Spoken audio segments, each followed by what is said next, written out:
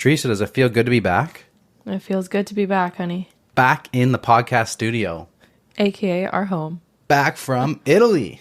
Yes, we are. This is the first normal episode. I guess we did film the Patreon episode for those bonus stories, but this is the first regular scheduled episode after our Italy trip. Yeah, I'm excited. I'm excited to get back into it. You ready? You got your new sweater on. I'm ready. I got new merch. I guess we filmed a Patreon episode in these, but not a regular one. No, we got these. First one. We got these sweaters custom made. They're hand tie-dyed, actually, from our friends at KM Custom. On Instagram, they are km.custom. Not sponsored. They're just a small business, friends of ours that did these nice sweaters for us. Look at the colors.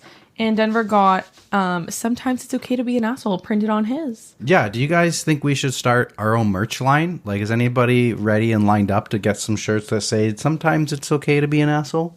Maybe. Let us know in the comments if you'd like something like this. It's supply and demand. If you guys demand it, we'll supply it, okay? We haven't looked into it yet, but nope. I guess we'll see. There's enough Spotify comments asking for them, then we'll look into it. Yeah. Well, you're also feeling a little bit sicky, aren't you? I'm fine. Oh, okay. Now you're fine. I'll be okay. 2 seconds ago. Time to get to work. Okay. All right. Well, what are we talking about today? Roommates. We're talking about some roommate stories, roommate horror stories. Maybe there's some good roommate stories. I feel like we've talked about roommates before. Maybe some stories we've had in the past. Yeah, a couple mixed in with other themes who happen to be roommate ones. But this one is dedicated to nothing but filthy, disgusting roommates. And scary roommates. Oh, I got some scary ones for you. I just found one that I haven't read yet, but I read the title, and I think I'm going to read that one first. Oh, did you put it in the Google Drop? No. Well, how am I supposed to know what it is? I will do it. Yeah, I'm excited because we're basically roommates. I don't like the sounds of that. We're like next level roommates. Like we have to deal with each other's dirty socks. So yeah. Out of the two of us, who is dirtier? Who do you think? I think you. I think you. Bro, come on. I like to clean the house a lot more often than you do. You always say your level of clean is different than my level of clean. Yeah. So the one thing which is about our relationship that we have learned is that I don't like to clean as often, but when I clean, I'll do a much deeper clean. Teresa will clean more often, but she doesn't go that deep into it. It's like a surface level. Yeah, it's like a surface level clean. Where when I clean the fridge, everything's coming out of the fridge. We're getting, like, if I clean the kitchen, it's a 2-hour affair to clean the kitchen. No. I mean, yes, like you do. But yeah. Me, I don't do that. Yeah. So, and then there's also a different level. It's not, sometimes in your relationship, you move in with someone or you have roommates, and it's not always that they don't clean, but you got to maybe understand that sometimes their level of dirtiness is slightly different from yours. So it will get a little bit dirtier and then they will clean. But if you keep cleaning before it gets to their level, then you're going to keep thinking like this person never cleans. I'm the only person who ever cleans. I bet Kat felt that way when we lived with her. 100% Kat felt that way. And that's why when we lived with my sister, she used to tell us like, hey guys, just so you know, this Thursday, it's your clean day. Yeah. No, she kept us honest. Yeah. You guys grew up with a mom that had a cleaning business. So I think you should be a little bit more like her, but I kind of am. I clean things. No, not as often. Not as often, but when I clean, I do it right and I deep clean.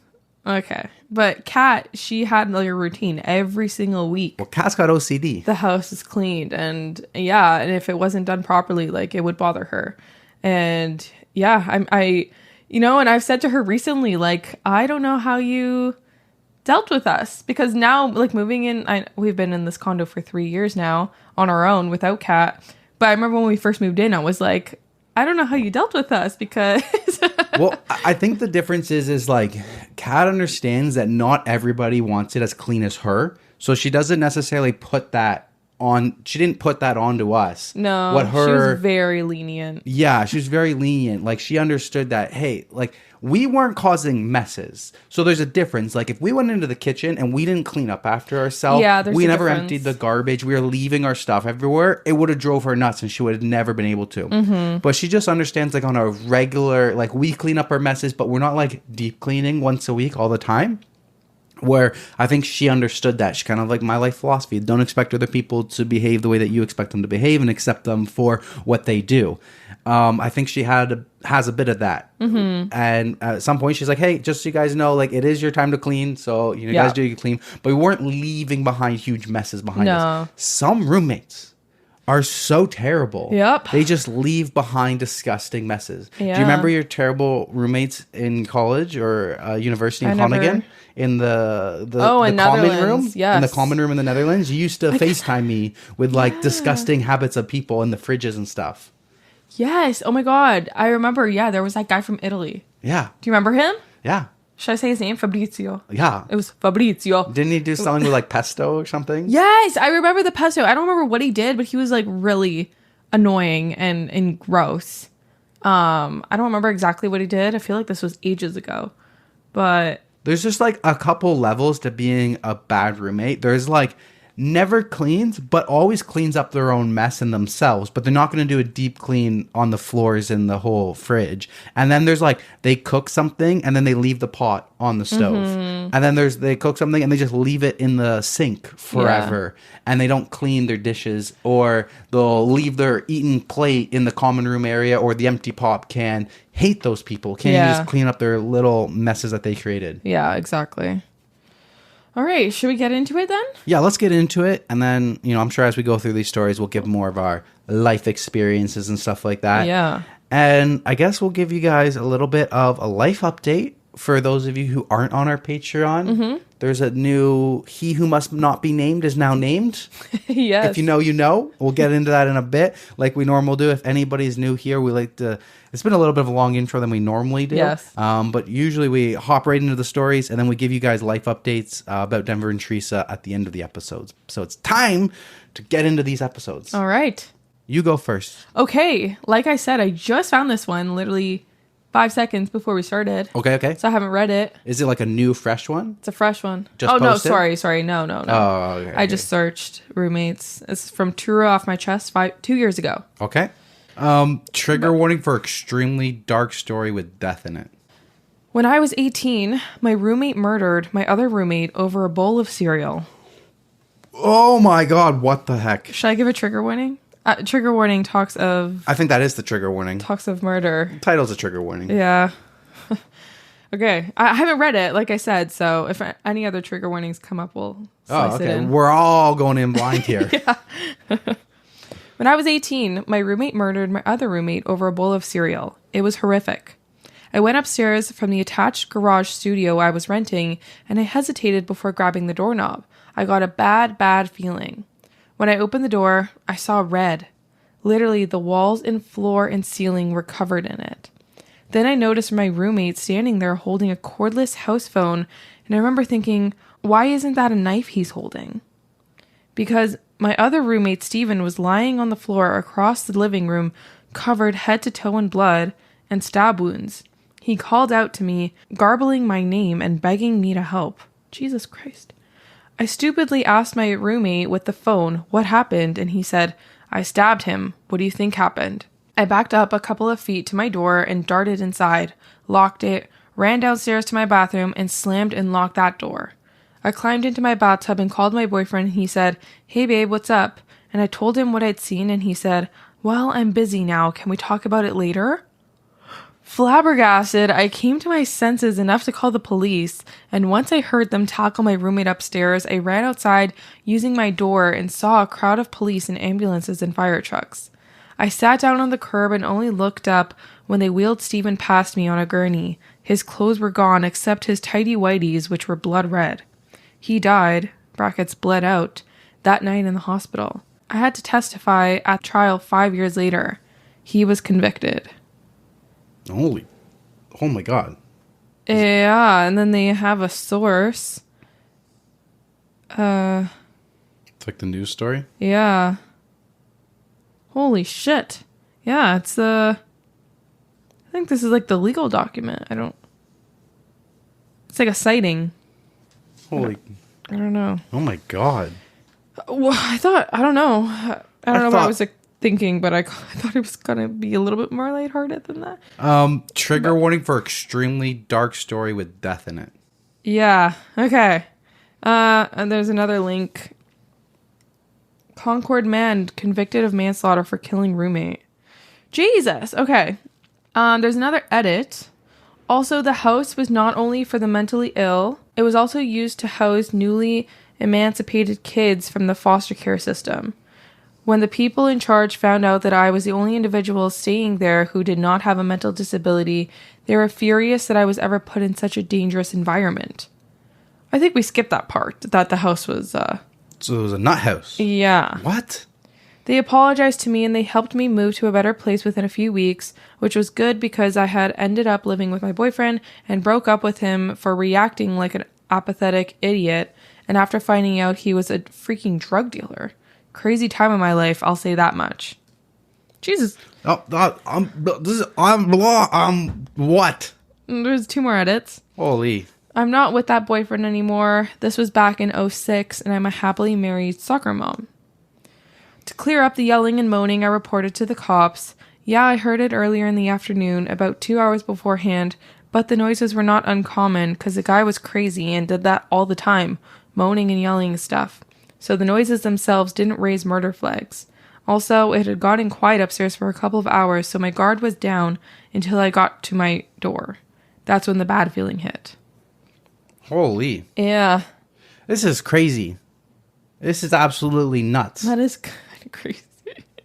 That's dark. Whoa, okay. You never know your roommates, guys. Like, you shouldn't have to deal with that, but... Yeah. Keep an eye on someone when they got the knife in the kitchen. For real. Top comment. So how does the bowl of cereal come into play? That's crazy. Did he just eat the other guy's cereal so he got pissed and stabbed him? OP replies, yes, exactly. No lie. Okay. Oh, man. I guess this is a warning to everybody. Don't. Yeah, I guess you really haven't had it, but I've had a couple roommates that were complete strangers to me before. Sometimes you don't always get a roommate with your best friends. Like, I've had, I think, a total of 3 in 2 houses that were like complete strangers where I'm lucky I didn't get stabbed in my sleep. Yeah. No, literally. But that's not usually what people do. But it could happen. Listen, it's unlikely you'll get eaten by your cat, but it's not impossible. That's true. No, that's insane though. Yeah, that was a wild one. Starting off strong, I guess. Guys, microdosing has been an absolute game changer for us. This episode of Thread Talk is brought to you by Schedule 35, our partner in getting things done. Imagine having a tool that sharpens your focus, clears your mind, and keeps anxiety at bay all day long. It might sound like a magic pill that solves all your problems, but that's the magic of microdosing with Schedule 35. Their products are backed by science and dosed to a precise amount so you get exactly what you need to tackle your toughest days without the hallucinogenic effects. Schedule 35 is on a mission to destigmatize and educate on the science and real-world benefits of psilocybin, as well as making it accessible for everyone. Each order ships out discreetly and comes with a microdosing regimen to keep you on track. Are you ready to have your best day ever? Then head over to schedule35.co and make sure to use our promo code ThreadTalk for 15% off your order. That's schedule35.co and use the code ThreadTalk, ThreadTalk, for 15% off your order. All right, let me double down. Okay, let's on go. yours. I thought mine was too dark to start this episode, Oh, so I'm like, God. I'm gonna put this 2 or 3 in, but we're gonna get the darkest ones out of the way. Okay. And then we'll lighten up the rest of this episode. I think that's a good idea. This one is a little bit luckier, I guess. Okay. This one's coming from the subreddit Let's Not Meet. It was posted 2 months ago. This one, I guess, trigger warning for not safe for work. It's tagged 18+. I dodged being murdered by my psychotic roommate just by a hair, and it even has real news articles. this person got away just a little bit luckier. Like, well, they got away. Well, really lucky if she's alive. Yeah. Or he's alive. She. I think it's she. Yeah. Okay. I'm a 36-year-old female in Sweden. Sweden? Aren't they supposed to be really nice there? And not crazy at all? They're all nice, except for the ones that try and murder you. I have worked in mental health care for the last 18 years, mainly with people with psychotic illnesses like schizophrenia. I was working at a group home for 9 years and was very close with my coworkers there, especially 2 females. The last few years I worked there, another female started working there. Let's call her M. The 4 of us grew very close. M was timid, shy, friendly, and we all got along well. She was, however, often on long-term sick leave because of her own mental health issues, so we didn't meet much at work. But she always showed up at our after-work dinners, so we continued to stay in touch even when she wasn't well enough to work full-time.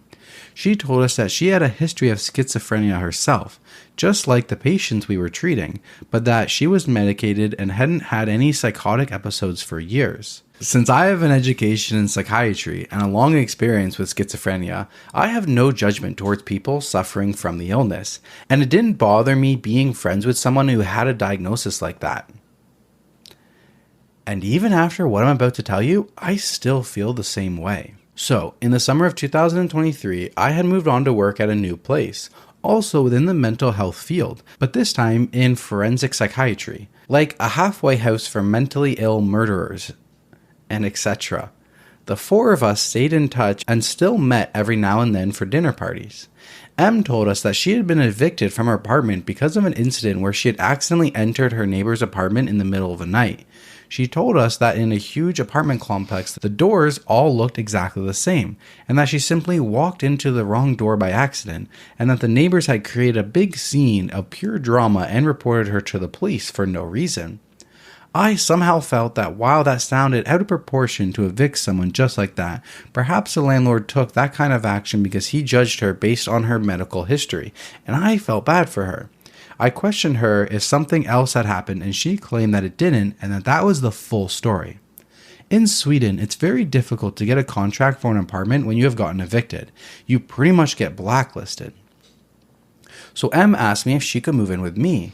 Since she was literally on the street, literally homeless, I said, of course you can. I always got myself into uncomfortable situations by saying yes instead of thinking about myself, and I had no idea how severe the situation would get when I said yes to M. I live in a pretty small apartment. It's a 1-bedroom that pretty much only fits a bed and a desk, a living room that fits a couch and a TV, no room for an extra bed. It has a small kitchen and a small bathroom. I also have 2 cats. We decided that M was going to live in the living room, and I offered her to throw my couch out so she could have a bed there. But she said that it was fine sleeping on the couch since it's comfortable enough. I insisted on giving her a bed, but she declined.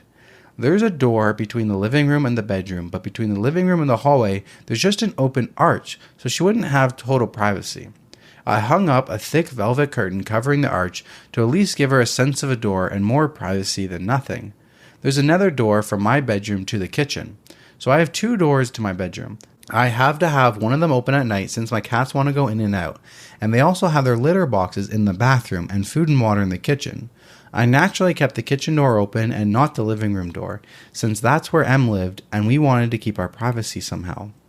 She wasn't working at this time because she was on one of her long-term sick leaves, while I was working shifts. So sometimes I had to get up at 6 a.m., and sometimes I didn't get home until 11 p.m. I had really severe insomnia and needed to combine a few drugs in order to fall asleep, but I still woke up early. I told her that I would appreciate it if she could try to stay quiet those nights that I have to get up at 6 a.m., but that's fine if she's loud when I'm off work or when I do evening shifts. She was a heavy smoker and coffee drinker, so I bought her a coffee machine. Yeah, I know, I'm a weirdo who doesn't drink coffee very often, so I never had one. The coffee machine and the sink is placed right outside my bedroom door, and the kitchen is very small. So the first night together, I had to get up at 6 a.m. for my shift. As usual, I had a hard time falling asleep. Emma had been up several times that night to go out to smoke, and I woke up every single time. At 5 a.m., she started making coffee, and since it's literally outside my bedroom door, I got wide awake from the sound of that. I asked her in the nicest way possible why she was up so early, asking if she had any plans today. I mean, she's on sick leave. Why not sleep at 5 a.m. if you can? And she just said that she couldn't sleep. I said, oh, I'm sorry. I would just appreciate it if you could wait till making the coffee until 6 a.m. as I really need that last hour of sleep because of my work. Adding to why I need my sleep is the fact that I have epilepsy. And that gets really bad when I don't have enough sleep. I usually get a lot of seizures when I don't get at least 4 hours of sleep. I knew that I would probably get seizures at work now, meaning that this day would be both stressful and potentially dangerous for me since there's a huge risk that I fall and hurt myself. And it's not a good thing to get cramps and seizures among mental unstable criminal clients who you are supposed to care for. Mm-hmm. I know that this is not an ideal situation to work in that field of my condition, and I can inform you that I have quit after only 6 months. So she said that she really wanted coffee with her cigarettes, but that she would try to wait until the next time I have to work. I accepted it and went on with my day, but things never got better. She continued to wake me up early in the morning and throughout the night, and continued to promise to stop, but insisted that she really wanted coffee with her cigarettes. I suggested making the coffee the night before, or drinking iced coffee or Coke instead, but she didn't want that. I may add that she demanded for me to be silent at 10 p.m., because that's when she wanted to sleep, and I respected that. She used to get these moments of binge eating where she would empty my fridge and pantry from everything I had. I remember this one time where I had bought a big loaf of bread, and she texted me 30 minutes later after I left the apartment saying, hey, I'm sorry I ate your loaf of bread. I will buy it back once I get money. Like, the entire loaf of bread was gone in 30 minutes.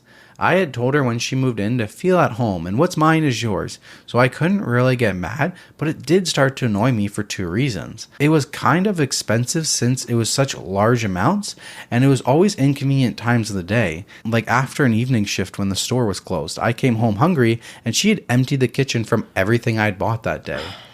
Em had long black hair that went everywhere, all over the sink, the floor, the bathtub. Listen, I'm no clean freak, but I think everyone could understand that this isn't the nicest thing to step in or to see it everywhere in your house. She also left her fingernails and toenail clippings on the bathroom floor.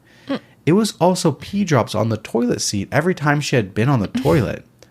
I saw a silver fish on my bathroom floor. What? Never seen one before. And they eat hair and skin and nails. So I figure the little fella probably enjoyed life because of the new dirty conditions my bathroom was in. What the hell is a silverfish? Oh wait, okay, so it's not a fish. It's a bug. It's an insect. What the? Oh my god!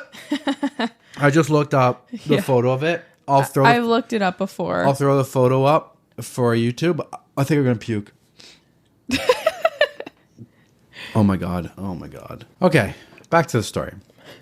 At first, I didn't want to say it straight out because I thought it would hurt her and I didn't want to make her uncomfortable. So I just put a broom and the shovel in the bathroom to imply that we need to sweep the floor more often. This never worked. So after a while, I told her in the nicest way possible with a smile on my face, hey, do you think we could try and clean the floor in the bathroom more often? We tend to lose some hair when we brush it and I'm afraid we may get pests. I saw a silverfish the other day and I don't want it to get worse. I always made sure to say, quote, we instead of you so that she wouldn't feel attacked. She promised to think about it, but nothing changed. I started dating a guy and I was head over heels for him.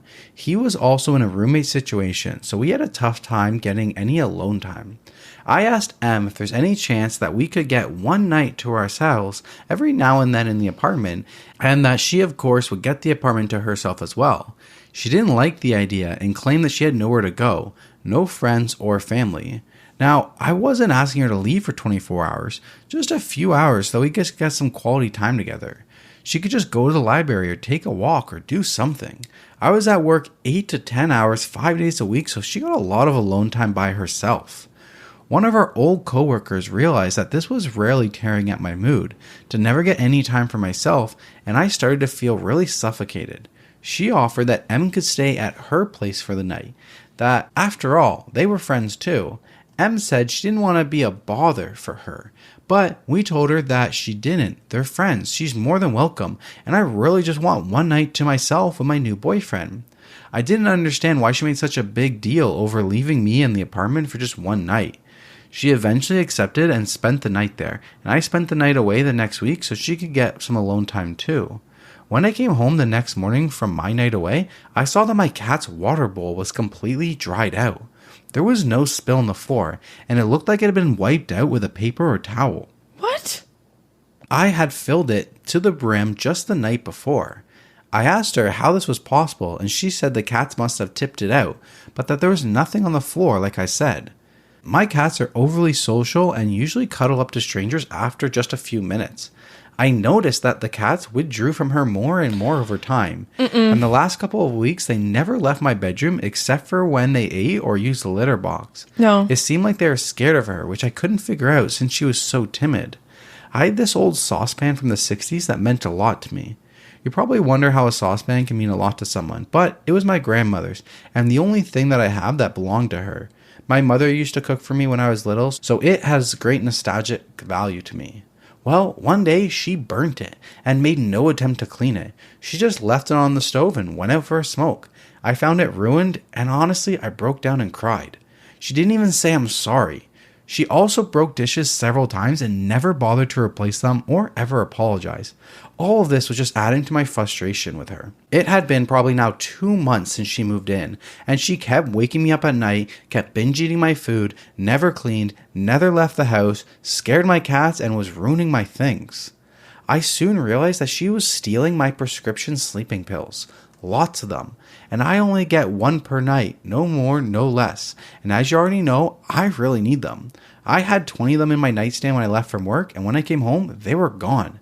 But she denied it, which is pretty hilarious since no one else lives with us. My frustration was getting heavy. The summer heat was strong, and I felt locked up in my tiny bedroom with my 2 cats, never getting any time for myself. Never any alone time with the guy I've been dating, except for every 14th day. My apartment was disgusting, and she was stealing from me. Then, out of nowhere, my old elementary school classmate texted me on Facebook, asking me how I know M. He had seen that I'd posted on Facebook that we were roommates now. I told him that we were old coworkers and that she needed a place to stay since she got evicted. He said, I know, but do you know the full story of why she was evicted? And I replied, yeah, she accidentally went into her neighbor's apartment. And then he said, that's not the full story. Turns out she broke in and snuck up to their sleeping baby with a knife in her hand. But luckily the father woke up and wrestled her down and managed to save their baby. What? I felt sick to my stomach. How could all this be true? It would certainly explain why she was evicted, but it just sounded so horrible, and she is such a timid, nice person. I just had so many questions. But my friend had the full police report. Apparently, the couple that M had broken into was his ex-girlfriend and her family.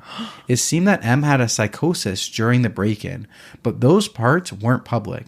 It was, however, clear to me that she had been lying to me about what had happened and about how long she had been mentally unstable. I started to get quite paranoid now, and I was already frustrated with everything and really wanted her to move out. We did, however, have a contract that she had 30 days notice. I knew that if I had asked her in a harsh way, it would mean 30 days of chaos until she moved out. So I wanted to handle this as nicely as I could. I started looking for cheap hostels for her that I could suggest for her to go to so that she wouldn't be on the streets. I sat down with her and told her that I love living with her, and I feel really horrible for this, but I just miss my alone time and that the apartment is too small for 2 people. I said it wasn't personal and that I wouldn't want to live with anyone right now, and I wish it would have worked out, but I'm really sorry and I hope we can still remain friends. M looked crushed and said that it wasn't possible. I showed her the hostel I found and said that I understand that it wasn't the ultimate situation, but I really needed to move out because I felt suffocated, and also the summer heat was making it really tough to always have the door to my bedroom closed, and that it was tough for me to get any sleep. So she said okay, she was going to try and move out, but not until 30 days had passed, and I said of course. The first night after our talk, she got up and made her coffee at 2:30 a.m., and I nearly had a mental breakdown. I was going to get up at 6, and I couldn't go back to sleep. I asked her in the morning for probably the 10th time to not make coffee until I got up, but she didn't even answer me. She just sat on the sofa and stared out the window. And I said, "Em," and she just kept staring. I was freaked out, but I left for work. Don't leave the cats with her. Come on. I know. I'm so worried about these cats. She kept being weird, kept making a mess, kept waking me up, kept eating my food. All I could do was think about the incident with her and the baby with a knife. I eventually got so pissed off about being woke up by the coffee maker, so I unplugged it and stored it in my attic, to which she had no access to. Oh. It may be childish, but I was just getting so tired at this moment. My sleeping pills were stolen, and I was starting to feel like Edward Norton in the beginning of Fight Club. Well, the next night, I woke up at 4 a.m. by her making coffee in a saucepan. Puh. I tried talking to her again, explaining the situation, but she just stared into the abyss and never replied. Oh my God. Me being frustrated and on the tipping point, took the saucepan and stored it in the attic as well. I know, but I was going crazy and I just wanted to stop with these nightly coffee routines and to get the hint. On the third night, I had the guy I was dating sleep at my place because I was getting really paranoid about her weird behavior. She was not talking to me and just staring into space when I tried to talk to her. I woke up from a very light snooze by him poking me and he whispered, "Look." In the doorway, M was standing silently, staring at us. Stop, I'm scared. This was like a scene from a horror movie with her long black hair over her face. I kid you not. I didn't say anything at first because I wanted to know if she just stood there for a second doing something by the door. But I realized after a while she was actually just standing still staring at us. Oh my God. It reminded me of the ending of Paranormal Activity when Katie just stared at Michael in the final scene. So I sat up and said, "What are you doing?" But before I could finish the sentence, she just slammed the door shut and I heard the sound of something metal falling on the floor and her running into the living room. I yelled out, "You need to leave," and started crying hysterically because this was just turning into a fucking nightmare. Of course I didn't go back to sleep. I was really happy that I had company that night. I just kept asking myself, has she done this before? Has she stared at me while I've been sleeping? Was this the first time? Or has she done it several times before? The next day when I got out of bed, I opened the door that she had slammed shut and saw a kitchen knife on the floor. So that was the metal sound I heard before she ran off. Then I took all my knives and I locked them in the attic as well. I then asked my friend of mine to come stay at my house and be here when I tell her that she needs to move out immediately because I am not waiting 30 days. I cannot handle 27 more days of this. During the conversation, I really tried to stay calm. I know she has a mental illness. I know she means no harm. Even though I was so frustrated, I couldn't hate her. I was mostly scared and tired. She, however, didn't answer even when we both talked to her. She just kept staring out the window. She did end up leaving the apartment and sent me a text instead saying that I was being disrespectful for bringing a friend over to her place. Nighttime came and I thought this would be a quiet night finally. No coffee maker or saucepans in the middle of the night. But at 3 a.m. I woke up to her burning dry coffee powder in the frying pan. At this moment, I was just terrified of her. Her face was dead. Her eyes were black. I suspected that she has gone into psychosis. I stopped the fire and she just ran off into the living room in silence. I knew she had an appointment with her psychiatrist the next day, and while she was away, I packed all of her things. I then sent her a text telling her that she needs to pick them up and give me my keys back, and I will give her money for a hostel for the upcoming 26 days. M never replied. The guy I was seeing came to keep me company in case she would fight about it. She didn't. She left the keys without looking at us and left. Our coworkers who are friends with both of us told me that she has moved in with the guy she was dating, and she stayed there for a few weeks until she somehow amazingly got an apartment of her own. She started working again, and I was really happy to hear this. She seemed to be doing well.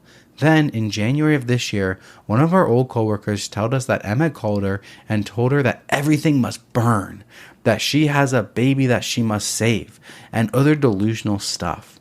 She has called 112, which is the Swedish emergency number, about this, but they haven't taken it seriously.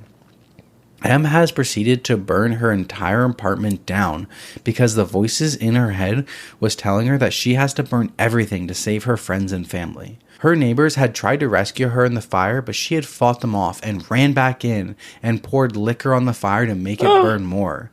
She was arrested and sentenced last week for aggravated arson. Here's the link. She will serve her time in a mental institution / prison for a long time, possibly forever. What's ironic is that she will probably be in the facility where I used to work and end up where she used to work herself. My old coworker was a witness at the trial, and apparently she had stopped taking her medication because she thought it made her feel numb, and she thought she was stable enough to function without it. Apparently not. She had also stopped taking her medication the last few weeks she stayed in my house. So when she started staring blankly into space, she was going into psychosis. When she stared at me with a knife in her hand, psychosis. When she burnt that frying pan the last night, psychosis. It's disturbing to think about what could have happened to me and my cats if she would have stayed, or if I would have been a heavier sleeper. I also think about what would have happened to that baby that she had snuck into before she was evicted. And yeah, I know it's crazy that I didn't just throw her out by then, but it's complicated. The reason why I haven't been able to talk about this with my friends is because they sympathize with her and have minimized my experience, and they think I made a bigger deal out of it than I believed it to be. Come on. I sort of understand since they have never seen that darkness in her eyes like I did those last couple of days. That's it? Dude. There is an update. Oh my god. Can I just say I've never been like pulled into a story as I have this one. Like I felt like I was reading a book, like a thriller book. Yeah. That scene with her hair over her face, I could picture it and I was genuinely terrified. Like I got chills all over and I wanted to take off my earphones because I didn't want to hear it. Like I was scared. I will say, like, I took a very small liberty of changing a little bit. Not like I didn't change the story or anything, but some of the typing for her sentences were like a little hard to read. Okay. So I kind of smoothed them out a little bit. Okay. Everything's the same, just 1%. Some of the words are like it wasn't written well. It was really tough to read. Oh, So okay. some of the things I kind of smoothed out. So if you guys are like reading the Reddit post for this exact post, it 1% difference. I had to smooth out a little bit, or else it just wouldn't have really made sense. Made sense, yeah. Yeah. I do that a lot when I'm reading stories. Though. Yeah, I was have gonna say to that's because, normal. Yeah, all these stories are just they're not typed the best. They're not. Yeah. When you type it, it's okay, but when you're reading it out loud, it's like that doesn't make sense. It's not a smooth sentence. Oh my god, but that was insane. I have a question though. How is she allowed to work in the psych ward? Schizophrenia when she has schizophrenia herself? I'm a little confused about that. She was medicated, but I don't think even if you're on your medication, should you be allowed? I don't know. What if you stop taking your medication? Hence, what happened? That was crazy. All I could think about was those cats. I'm so glad she didn't harm those cats. Literally. Messed up. And OP, but like the cats. Okay, so update. That's crazy, yeah. Original post was 2 months ago, and then it says the update's on May 16th. So I don't know what that means. Wow, I think so this is fairly new. it. Yeah, so I think this happened a while ago, but she's just writing her story here. Update. I just remember some other things that I wanted to add to the post. There were several times when I was going to work early in the morning that she occupied the bathroom by taking long baths. I patiently tried to wait till the last minute before knocking and asking her if she could get up and get back in after I gotten ready and left for work. Just another thing that was adding to my frustration. I felt really ill one time when she was staying there. I didn't know it at the time what it was, but I woke up early in the morning one day feeling very nauseated.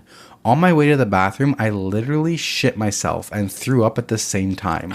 It takes like 10 seconds to get to the bathroom, so you can imagine how bad it was when I didn't even make it. I had a really high fever and kept throwing up and shitting myself all morning, and anyone who has been through this would understand that you want the bathroom to yourself. Actually, I think it's pretty understandable that you'd want to be completely alone when you were this ill. My head was spinning and I was nearly hallucinating from the high fever. I've experienced that with food poisoning. Yeah. Salmonella poisoning. Literally. Do not recommend. Anyways, working in healthcare, I also have the natural instinct of not wanting to spread infections. So my first thought was that besides wanting to be alone, I didn't want to risk giving whatever this was to Em. So I begged her from the moment I noticed that I was ill to please leave me alone for her sake. I could barely speak because it made me throw up that easy. Our friend in common had asked her to water her plants that week, so she had the keys to her place and could have been alone there. M refused to leave. And I swear, if I had the energy to slip out of my window and fall to my death, I would have. But I couldn't. Jeez. I was half sitting / half laying on the toilet with a bucket in my lap, head sort of resting on the bucket because of the puke that I couldn't hold up with the high fever. And I just begged through the whispers for her to leave so that she wouldn't be ill too. I told her that, what if you get sick too? We can't share the toilet. I will be here all day. You should go to her place before it's too late, please. Eventually she left, pissed at me.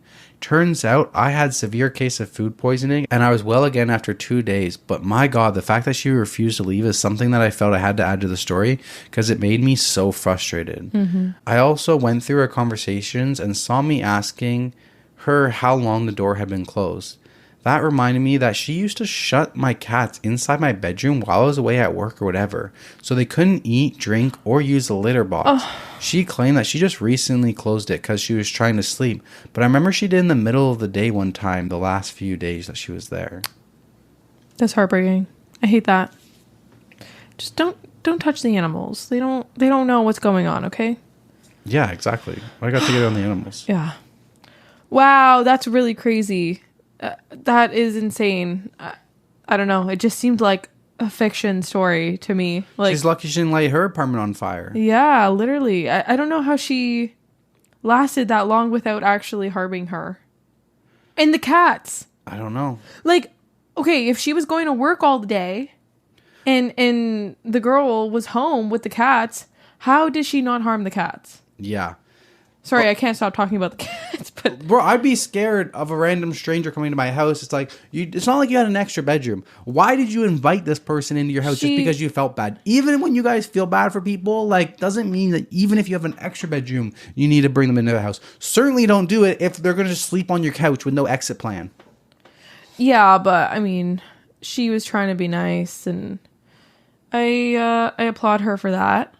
Trying to be nice, but I don't. I would never. Couldn't be me. I don't recommend doing that. Couldn't be me. Think of yourself first. Yeah, that's crazy. That was a wild story. That was a really good one, though. Yeah, good find. Link is going to be down in the description below. OP responds to almost everybody, so I'm sure there's a lot more details in there, but that's just too much for me to read. So if you guys are really want to know more details or OP's thoughts, she comments a lot on that thread.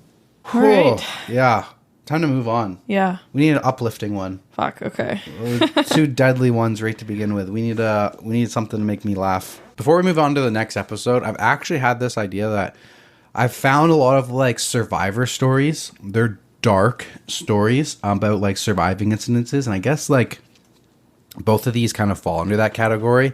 But I found some stories that are a little bit darker, a little bit more descriptive of like big events, and there were survivors from it. I would like to do an episode like that. I'm not sure if you guys are interested in something like that. Let us know in the comments if that's something that you guys are interested in.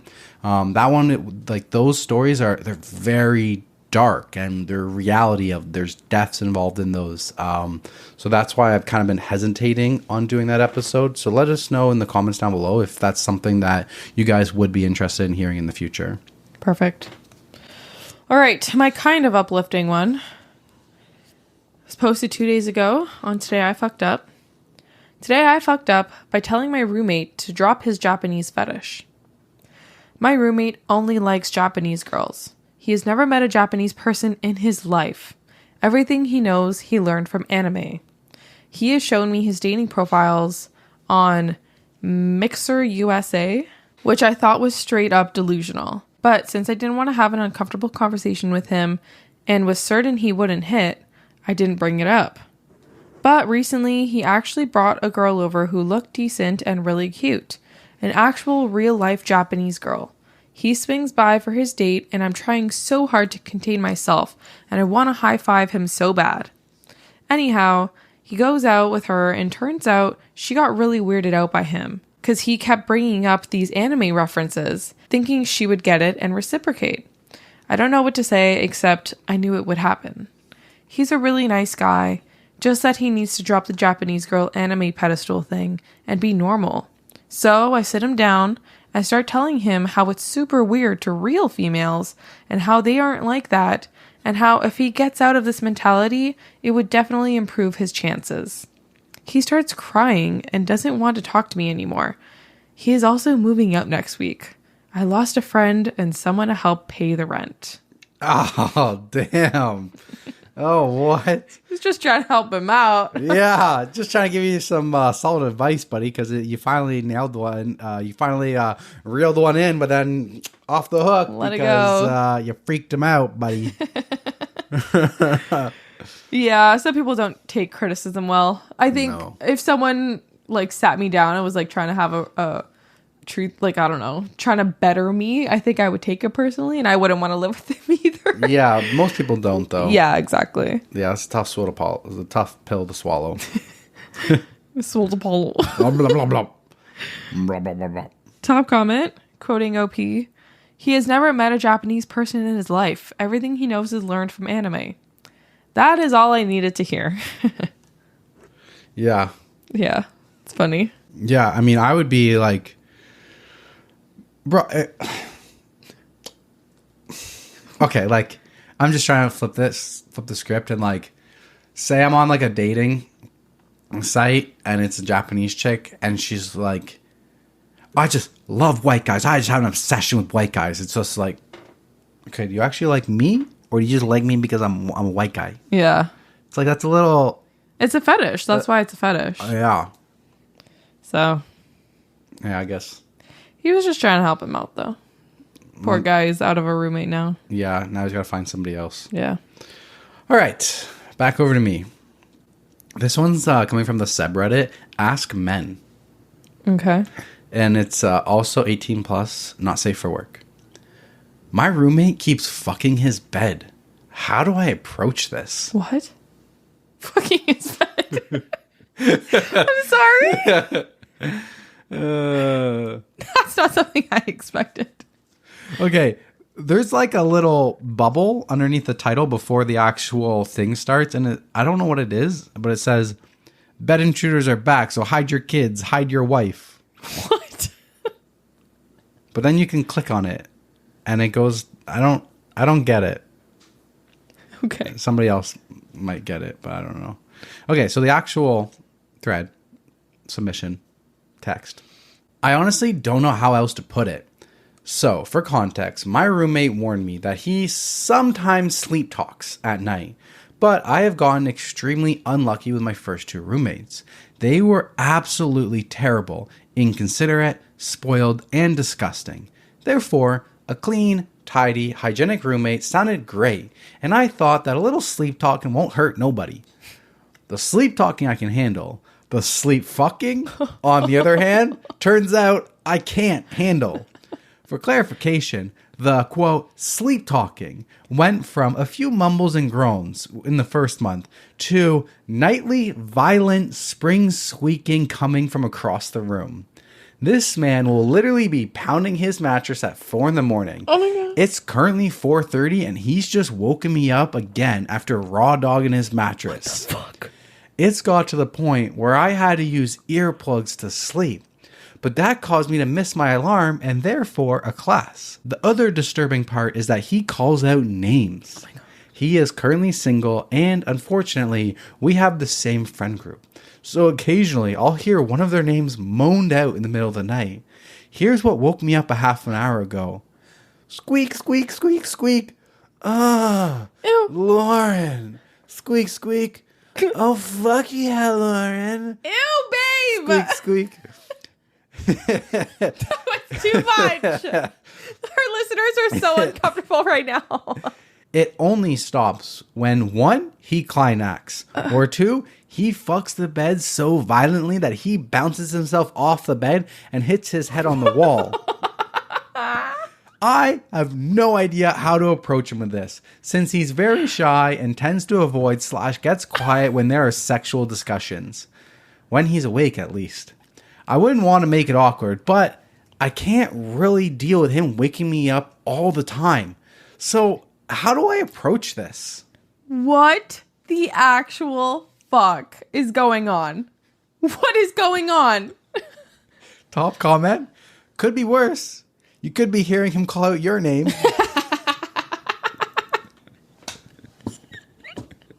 That's so funny.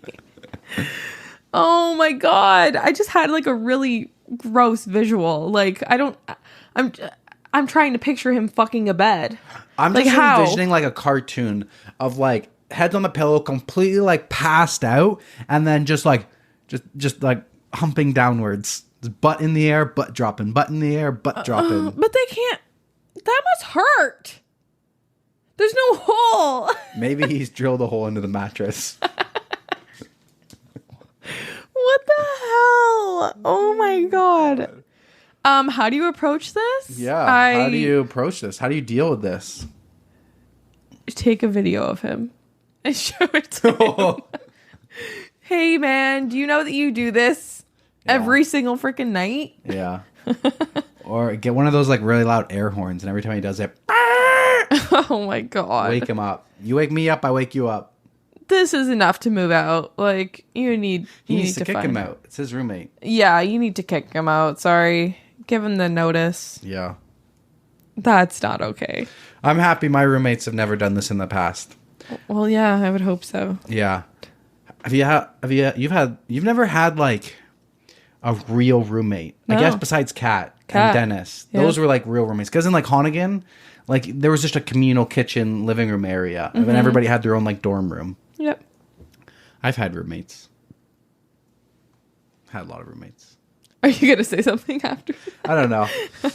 Marcus was my best friend was a long roommate for the longest time. And eventually, like, I wanted out of that situation. And I think that was more because, like, Marcus and I also got a job where I worked. And then we commuted to work. And then we lived together. We were basically around each other 24/7 for, like, 1 year straight. Mm-hmm. And then we went to a different house. And then he went into a different job area. And he was on different shifts. So we weren't working together anymore. Same company, but he was different building. So different shift, different drive. And but it just got to the point where, like, I couldn't do it anymore. And it was like, you think I don't clean enough? That's how I felt. And that's why I wanted to move away out of that situation. Yeah. I just remember the one night, you bought the thing that cheesed me is like ordered pizza, got pizza on Friday night. Pizza boxes were empty in there on the kitchen table. Ordered pizza again on Saturday night and put the new pizza boxes on top of the old pizza boxes on Friday night. And that's when I was like, I need a reset. I'm done. And then I moved in. I took a room when I met you. That's right before I met you. Mm-hmm. And then I moved into this guy in Vaughan. And I moved into like his den, converted into a bedroom for like $400 a night. And it was a weirdest situation. This dude used to like cook me food for me to like. He had a crush on you, no? He had a crush on me. I think he was gay. Never saw him with anybody. Never had anybody else over. And I was only there like on the weekends. I was gone. I was working on my car, so I was only there from like Tuesday night to Friday night, Friday mornings. Friday nights after work, I would leave and I'd go to the farm. And from Monday morning, like Sunday nights, I would sleep at the farm and I'd go to work directly on Monday. So I was only there for like right in the middle of the week. But then he would used to like cook me. I do remember chicken lasagna. Didn't know anybody made a chicken lasagna. Please. My Nana's rolling in her grave. The best lasagna I've ever had. I tried to ask Teresa to make a chicken lasagna to try to see if we can get some of that. But yeah, thanks. He would pack me fruits and he'd pack me chicken lasagna. He'd pack me meals all the time. It was weird. And then the one Saturday, this guy like was texting me. He's like, where do you work? In like the building. Oh yeah, I work down the street at Tormar. He's like, oh, like what building and stuff? I'm like, oh, I'm over here. He's like, I'm going to bring you lunch. What? Yeah, he brought me lunch the one day. I forget what it was, like Thai food or something. The one day he brought me lunch. And I was like, this is the weirdest roommate ever. Dude, I'm paying you $400 a month for this room. And you're like making me food. And now you just bought and delivered me lunch. Like he rolled up. And I walked outside and I was like, thank you. It was so weird. He liked you. Yeah. Never made a move on me, thank God. That was the weirdest roommate that I had. And then after that, I was like, I need to get out. Yeah. Well, actually, I wasn't actually like I need to get out. He was like, hey, I need you to get out. My mom's coming to stay with me. There was a couple holes in his story and stuff. So I think he just realized I wasn't into him. I was going to say maybe he realized you were straight. Time to try again. on the next person. I think I was there for like 2 or 3 months. And I think it was like, okay, time to try again with somebody else. And then I moved. That's probably exactly what happened. I think that was my guess. And then I got my own apartment, but I was like, I needed to get an apartment, but all the 1 bedrooms were like 1,500-1,600, but a 2 bedroom was 2,000. So I was like, what if I could get a 2 bedroom and just find a roommate? And I put an ad on Kijiji. I had a random ass roommate. His name was Teddy. Teddy was the fucking best. I love Teddy. I miss Teddy. He was from Africa, I think. Yeah. And he came over, for college, and then he had like a corporate job. And Teddy was the best. He liked to go to the gym. He had a girl over different time. Every single time I was there. It was always so awkward. We would meet them. Teddy was a player. Yeah, he was. Yeah. We would hear them sometimes too. It was awkward. It was awkward. He took the 1 bedroom. I took it. It worked out really good. I met him. I'm like, yeah, it's good. I'm getting this apartment. It's in my name. You don't have to do anything. You just pay me the rent. He's like, cool. And we had such a good relationship for like a year and a half. I only had like 1 little hiccup with him, which I kind of honestly feel bad at this point. But it was like, I had it in my mind where like, this is my apartment.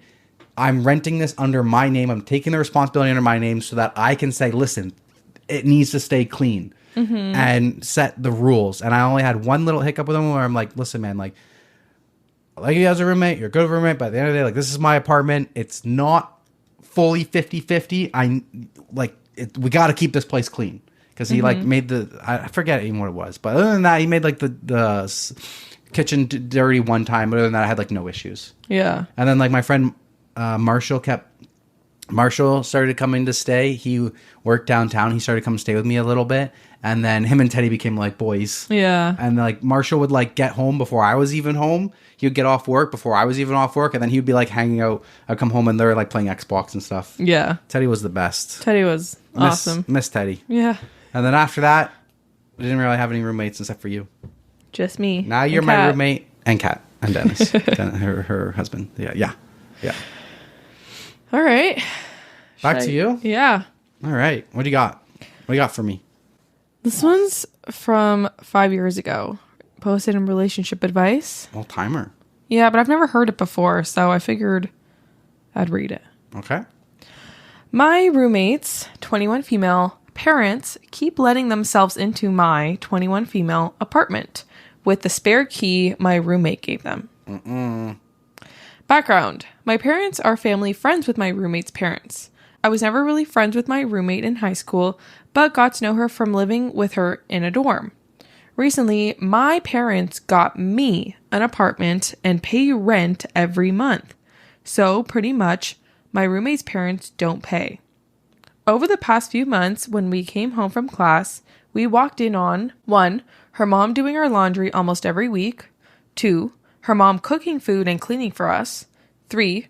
Her mom cleaning my fucking closet and calling me a slut for having tube tops and mini skirts, etc. No. 4. Her mom and dad chilling at the apartment Friday nights to make sure we don't party. What the fuck? I just can't deal anymore. I told my roommate to tell him to stop, but she said I'm overreacting. Am I overreacting? Should I tell my parents? I have literally lost my mind. Literally. Help. No. I'm not on board. I'm not. This is mental. Yep. Overbearing families. Don't go into someone else's room. Like, what the hell? So there's a couple edits. And a couple updates as well. Edit. I'm gonna tell my parents about it. I just don't want to ruin their friendship as they were close friends for a long time. Mini update. I took out edit 1 to shorten the post. I told my older brother about what happened, emailed my building manager, and was able to get a response from him saying I can put a lock on my bedroom door. Me and my brother went to Home Depot and got a basic lock. Her mom is currently cooking in the kitchen and watching my brother fix the lock. She doesn't look too happy. I'll update you all again when I tell my parents. Okay, but like, I'm sorry. At the beginning, she said her parents got her an apartment and they pay the rent? Yes. So does this roommate not pay any rent? So the next edit is going to address that, actually. Okay. The reason my roommate isn't paying rent is because her parents hit a tough spot financially last winter, and my dad wanted to ease the burden on them a little.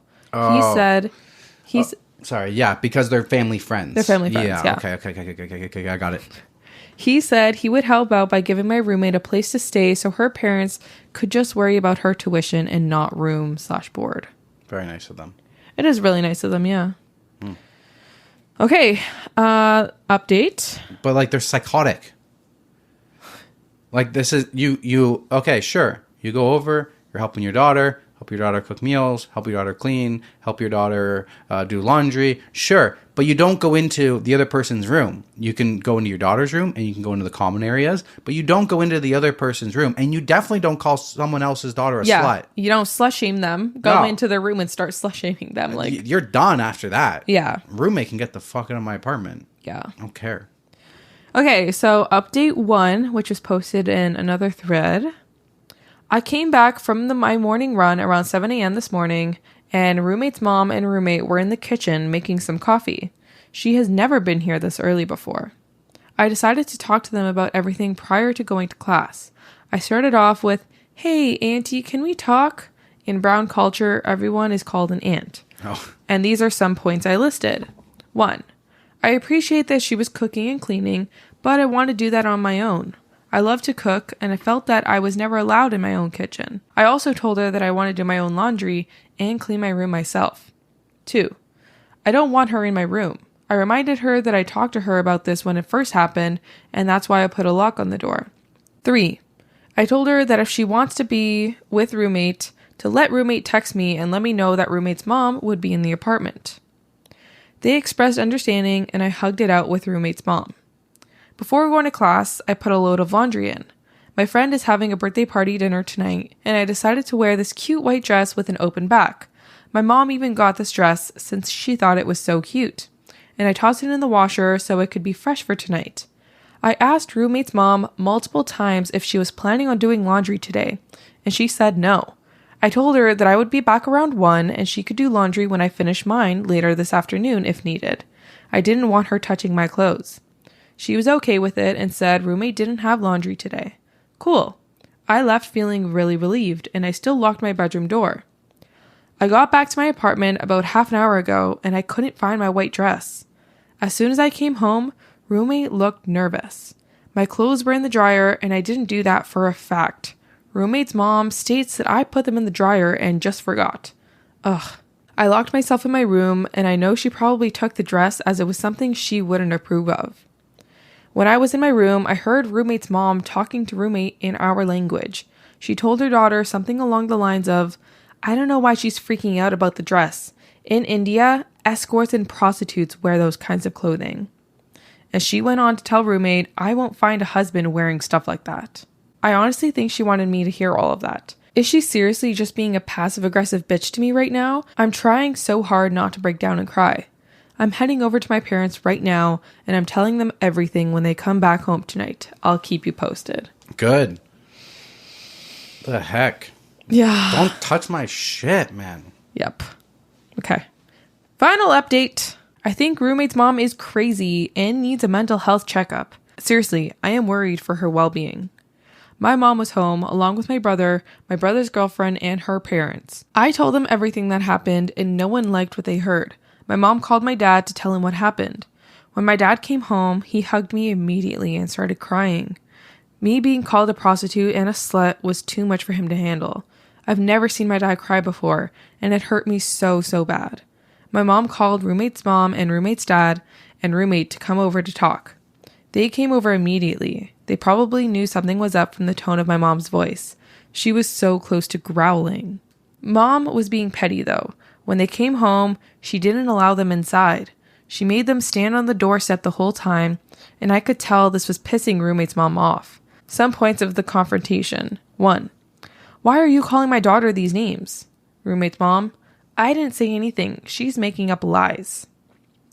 2. Why are you even in the apartment that much? You told us that you go there once a month to check on roommate. You also said she visits you every weekend? Roommate's mom. The kids don't know how to cook, so I help. Also, kids are busy studying, so they need it. 3.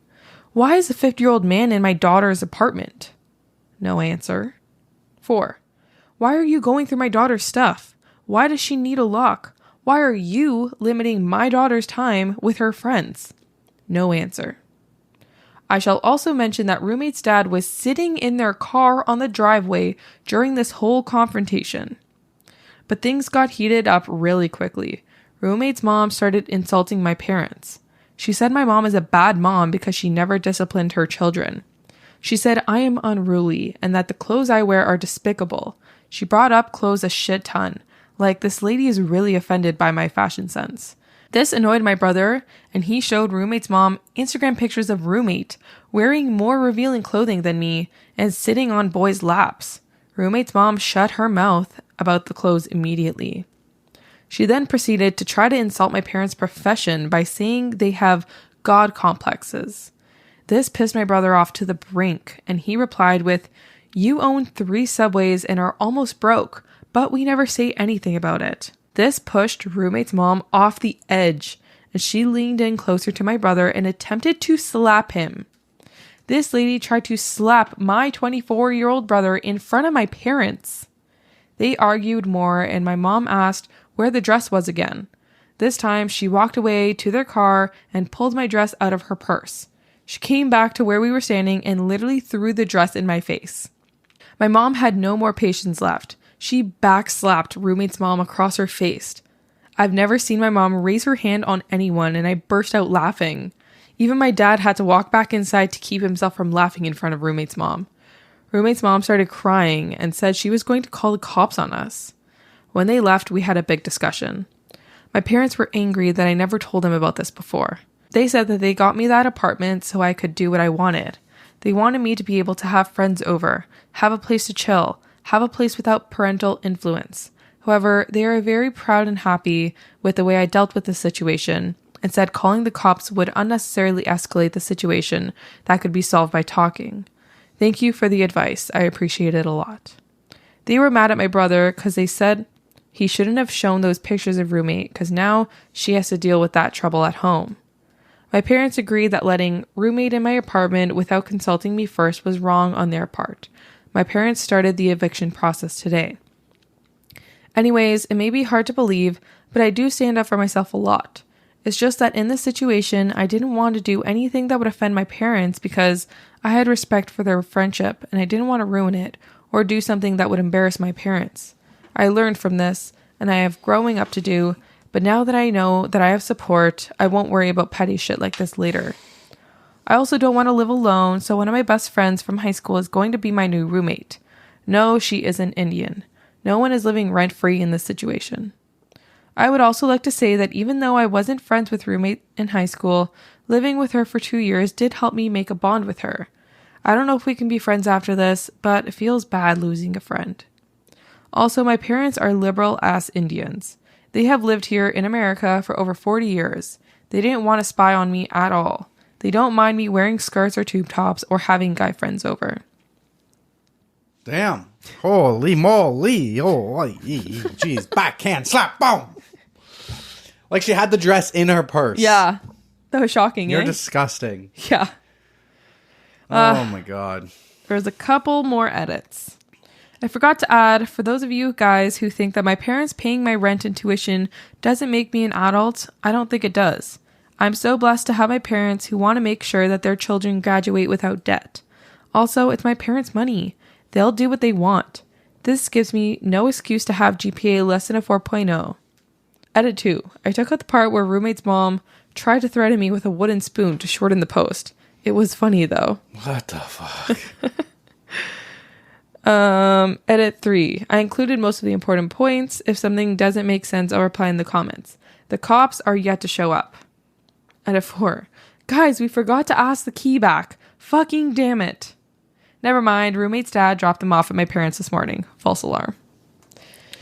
This is wild. Yeah.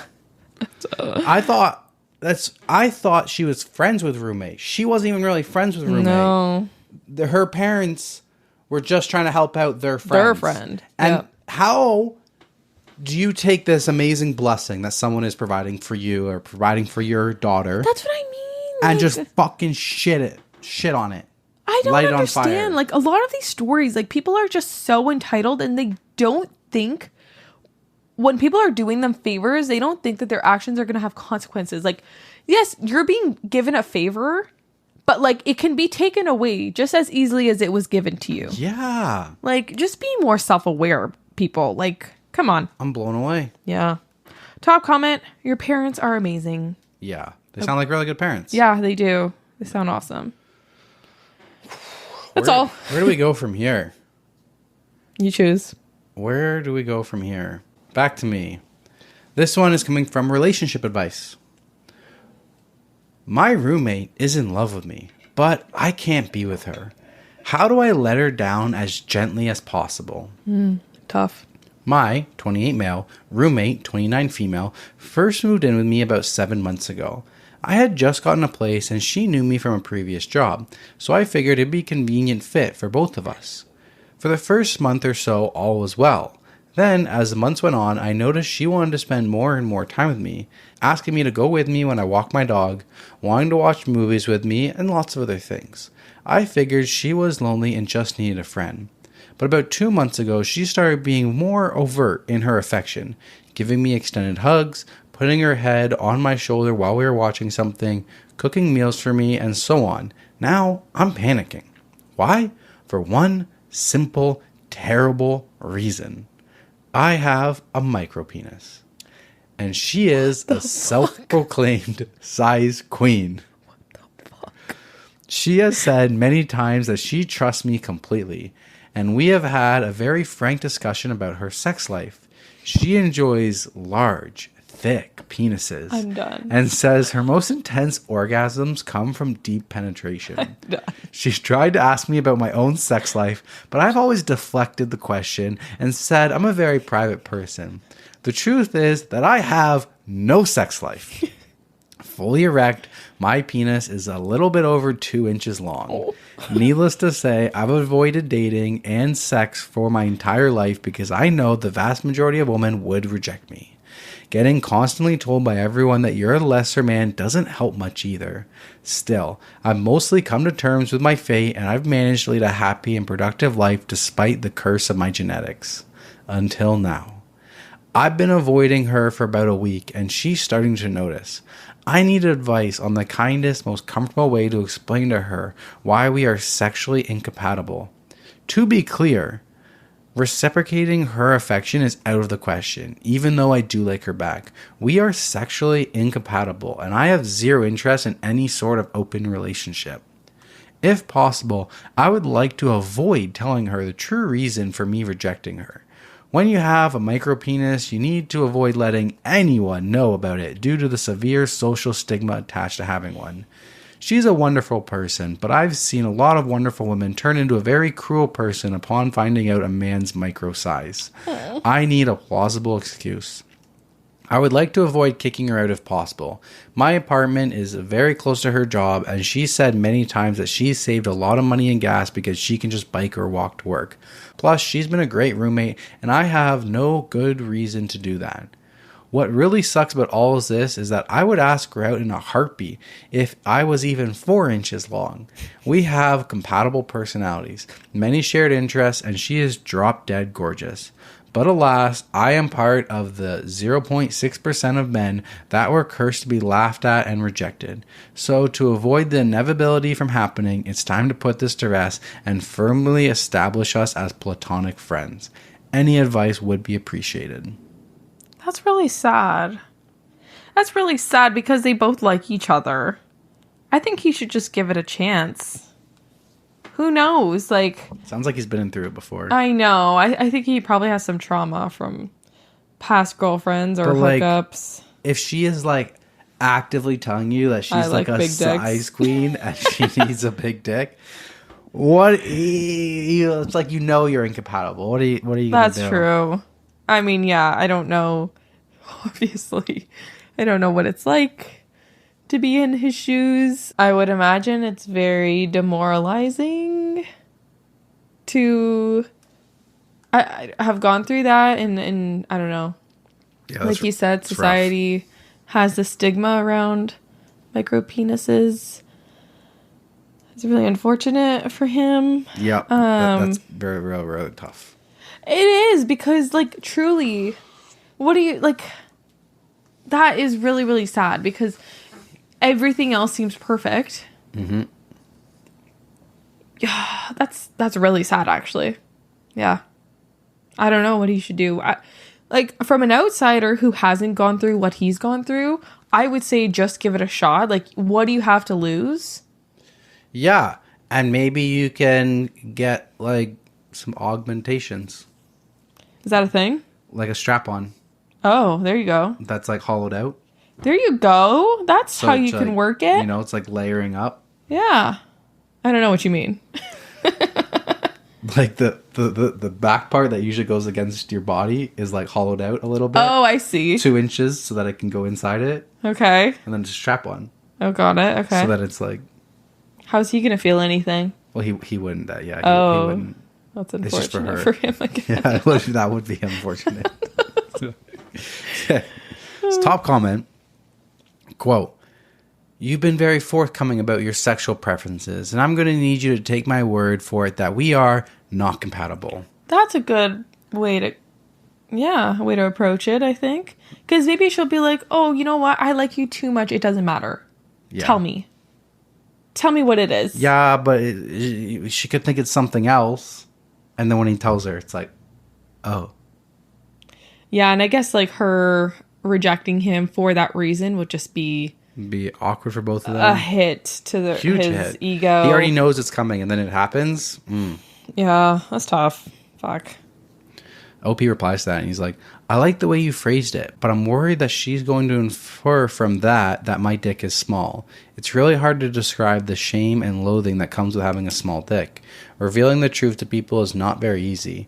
Maybe I'll try the, quote, 'we're not compatible' without the sexual preferences bit. Ugh, this is so difficult." That's really sad. I'm sorry for laughing earlier. I didn't mean to laugh. But I'm actually really sad for him. Yeah, it's a sad thing. Yeah. I mean, it could be the same for women. Is there any, like, shallow vagina symptoms? I don't know. Possibly could be. I've never heard of that. I would assume that there's probably women out there who can't have normal sex because of size. Maybe. So they could be in the same boat. He needs to find one of them. Yeah, I guess. But yeah, no, that's just rough all around. Yeah. Poor guy. Poor guy. All right. Where do we go from here? Okay, I guess I'll go. Yeah, your turn. Am I the asshole for suggesting my roommate moves out because her asthma accommodations are ridiculous? I, 24 female, own a home that I inherited from my grandmother. It's a 3-bedroom, 2-bathroom, and I figured I could rent the extra bedroom I don't use for cash on the side. I spoke to a few applicants and I really liked Kate, 25 female. She seemed like a good personality fit. I asked during the meet and greet if she had any special accommodations I needed to be aware of, and she said no. However, 2 days after moving in, Kate drops a bomb on me saying that she has a severe smell sensitivity / asthma and cannot have any candles or fragrances in the house. I was taken aback. I told her, of course, I'll accommodate that, but I really wish she disclosed that during the meet and greet, since I'm a big fan of incense and candles and would have made plans beforehand to mitigate the smell. Since then, she has been policing every fragrance in the house, which is really frustrating to me. She asked I don't wear or even spray any perfume on myself in the home. She then tossed away my scented detergent because she could smell it on my clothes and it gave her a migraine. She complained and threw out my scented hand soap, expensive lotion, and body wash too. She tossed away my lightly scented cleaning supplies and even the old candles I stored. I told her to just tell me instead of throwing everything away because it's not okay to do that. She apologized but says she's reminded me that no sense meant no sense. I told her that I didn't realize dishwasher tablets even had a scent. She said that sounded very backhanded and petty. Yesterday, I was baking cinnamon rolls in the oven and she came down yelling, saying she can't handle the smell and asked I refrain from cooking anything like this again. She gave me a long list of other foods I'm apparently banned from making. I finally had enough and said she's acting like a lunatic. This is now going beyond simple accommodations. I told her I suggest she either learn to deal with it or find somewhere else to live because this is crazy. Kate flipped out and said I'm discriminating her. It's illegal and she can sue. I told her she's just a control freak and I'm not going to be a doormat for it. I told her if she wants to go down the legal route, I'd be more than happy to go down to the courts and provide all the receipts for the cost of my stuff she's thrown away. She got quiet after that. She has been staying with her parents since and plans to move out soon, but she called me every name in the book. Am I the asshole? No, not at all. Listen, you don't like the accommodations, don't be a roommate. Go buy your own place. Yeah, and I think like having a scent or fragrance issues is common. I know in university we weren't allowed to actually wear, it was like a scent free, we weren't allowed to wear perfume or anything like that. Like they've always said it was scent free because I think it is pretty common to have this, what, I don't know what it is, this issue. She has asthma. This condition. So that's not even the problem. I think she should have just been upfront about it. Yep. And then she would have told her to pound sand before she moved in. Yeah, exactly. Well, maybe she wouldn't have. Maybe, I don't know, if she just said, like, it's the candles and the detergent. Yeah. I feel like the baking is very over the top because it's I would have been out as soon as you said candles. Really? Yeah. We barely like candles, though. Don't give a fuck. And you just don't like being told what to do. Also, I don't like being told what to do. And also, you had your time to say it before you moved in. Okay. And you didn't say shit. I see what you mean. So now that you've moved in, you're done. Buona notte. Buona notte. Yeah, I think if she had said it beforehand, I feel like OP, I mean, I don't know OP personally, obviously, but I feel like OP might have just been like, okay, that's fine. I can deal with that. Yeah, I would have just been like, this isn't the place for you. Yeah. Top comment. Not the asshole. I'm assuming the meet and greet was in your house. If she didn't mention it then when you had all of your things, then you really were under no obligation to make any changes for her. She has no legal standing. She really sounds like a control freak, and I think you dodged a bullet there. Me? I'd send her an invoice for my destroyed property. I hope you got first and last with a deposit. And the upside is, you know better the next time.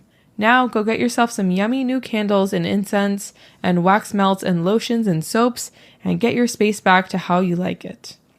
Yeah, I would be invoicing all the stuff that you threw away and I'd be minusing it from your deposit. Yeah, exactly. That's ridiculous.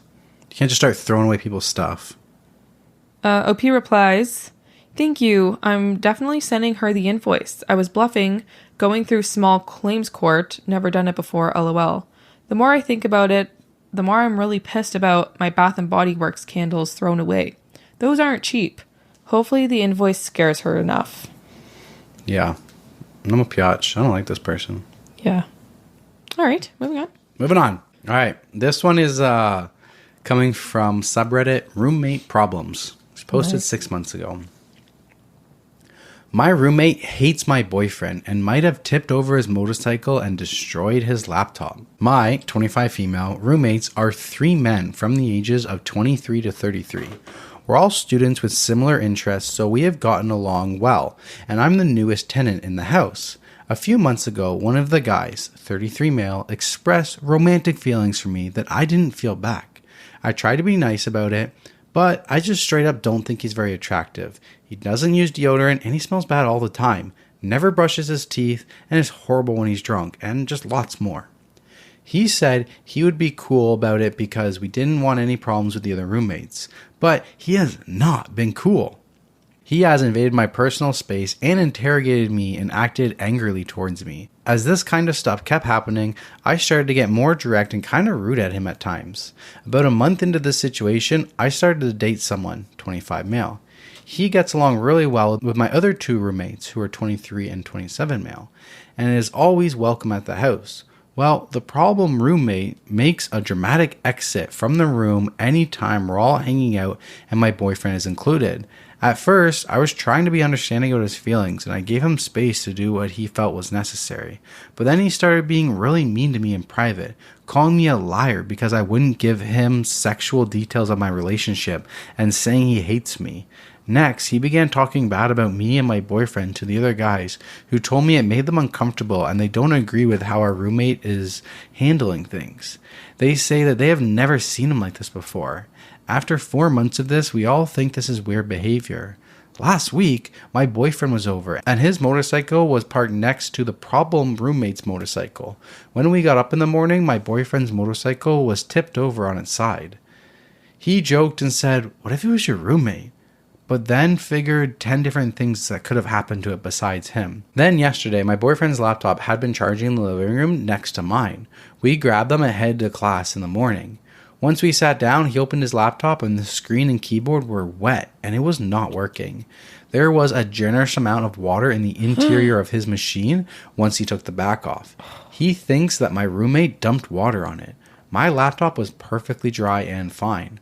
One of the other guys also finds this suspicious, but we have no proof, just motive and opportunity.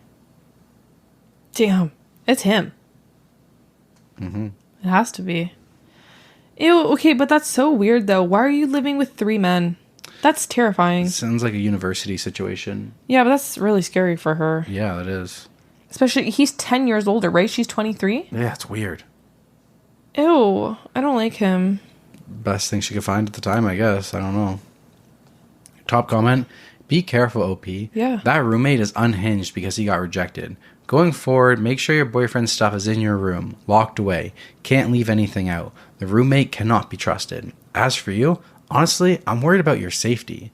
Please make sure your bedroom door is locked at all times, and I wouldn't be alone in that apartment with him. If he is the only one there at the time, go someplace else. You don't know what he could do to you. Lastly, drastically eliminate your communication with him unless it's about household things. To be honest, when the lease is up, I would leave unless the roommate says that he is not staying.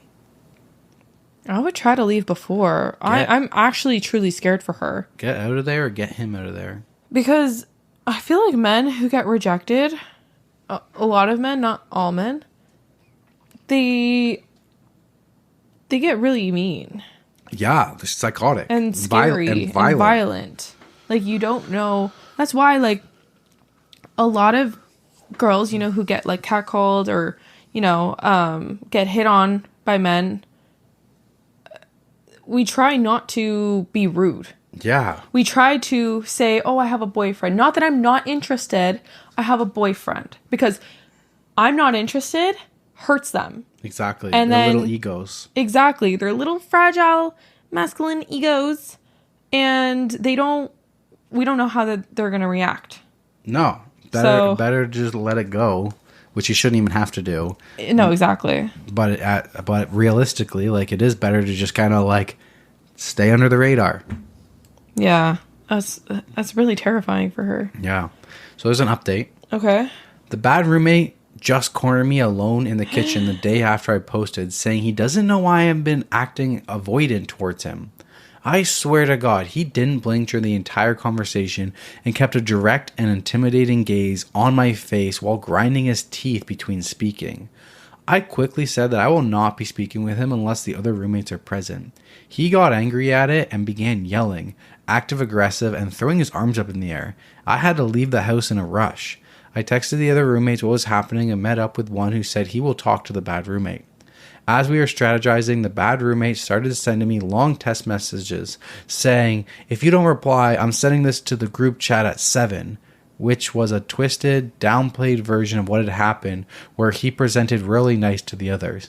He did eventually text the group chat with long stories and said at the end, you guys are truly my best friends and I want to do whatever I can to be back in a good place. The other good roommate got off work late, but we spoke the next morning and he said it's hard for him to know what to do because the bad roommate and I both have very different stories every time this happens. He does not want to be part of a group conversation and suggests that we break the lease early and everyone moves out. This is nearly impossible for me financially right now, and housing is so hard to come by where we live, but I'll have to find a way in a matter of days since it's already the end of the month. Not currently staying at the house as a safety precaution, sleeping over at my boyfriend's, who did get a new laptop. Yeah, I would just stay with him. Like, better safe than sorry, girl. Yeah.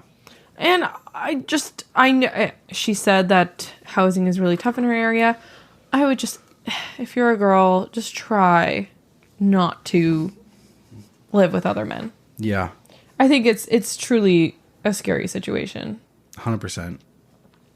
I know. I feel like that's... I don't wonder what country this is in, because I feel like that's so rare. I feel like it's Europe. It has to be Europe. I feel like in Canada, like, people don't really have school or no reason. People don't really have mixed sexed houses for schools. Mm-hmm. Like, it's usually all guys or all girls. Yeah. All right.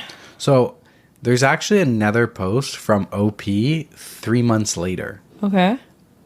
It's on a different subreddit. It's on relationship advice. How do I, 25 female, talk to my boyfriend, 25 male, about his relationship with his mother? Oh, so like totally different? Not to do with roommates, just a little life update on this person. Remember that boyfriend she just started dating? Yeah. This guy loves his mom, and I can understand that. However, I'm often turned off and disturbed by the extra close nature of their relationship. We have been together for about 6 months, so I haven't found it particularly pertinent to bring this up to him until now, since we started talking about our future and becoming more serious. Personally, I've always been super independent of my parents. I moved out when I was 16, have supported myself entirely, and even put myself through school. I live very far away from my family, so I can admit that I may not fully understand his position and want to be as sympathetic to his feelings if I address this with him. Now, on the other hand, he lives with his mom, and he doesn't need to work while in school. He isn't charged rent, she does the grocery shopping, cooks for him, cleans his bathroom, does his laundry and dishes. Considering he's 25, I'm of the opinion that he's quite babied by her. She seems to expect a certain level of immediate responsiveness to her needs from him because of this. Our time is often interrupted by her whether we are at their house or not.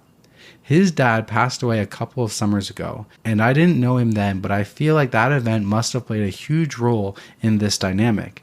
The behavior that I noticed between him and them is almost intimate. They are in constant communication, texting all throughout the day, and often he abruptly pauses a conversation or ignores me in order to reply to his mom. A couple times a week he declines going out with me or coming over to my house because she's home and he needs, quote, mom time. Oh. When they pass by each other in the kitchen, he holds her from behind and kisses her cheek. No. And it's like, I'm not even there. He's usually very affectionate towards me, except when we're around his mom. It's kind of awkward, like being teenagers. And when we encounter normal relationship problems, he always tells me about his mom's input on the matter. On one occasion, he had returned from a long trip and we had a special night planned together, but his mom had some last minute needs which conflicted and caused a big problem and a lot of stress. When we talk about the future, I can't imagine the step of moving in with him. For example, because I don't know if he can be away from his mom. Of course, I think it's important that he experiences living on his own or with roommates before we could bring this into real consideration.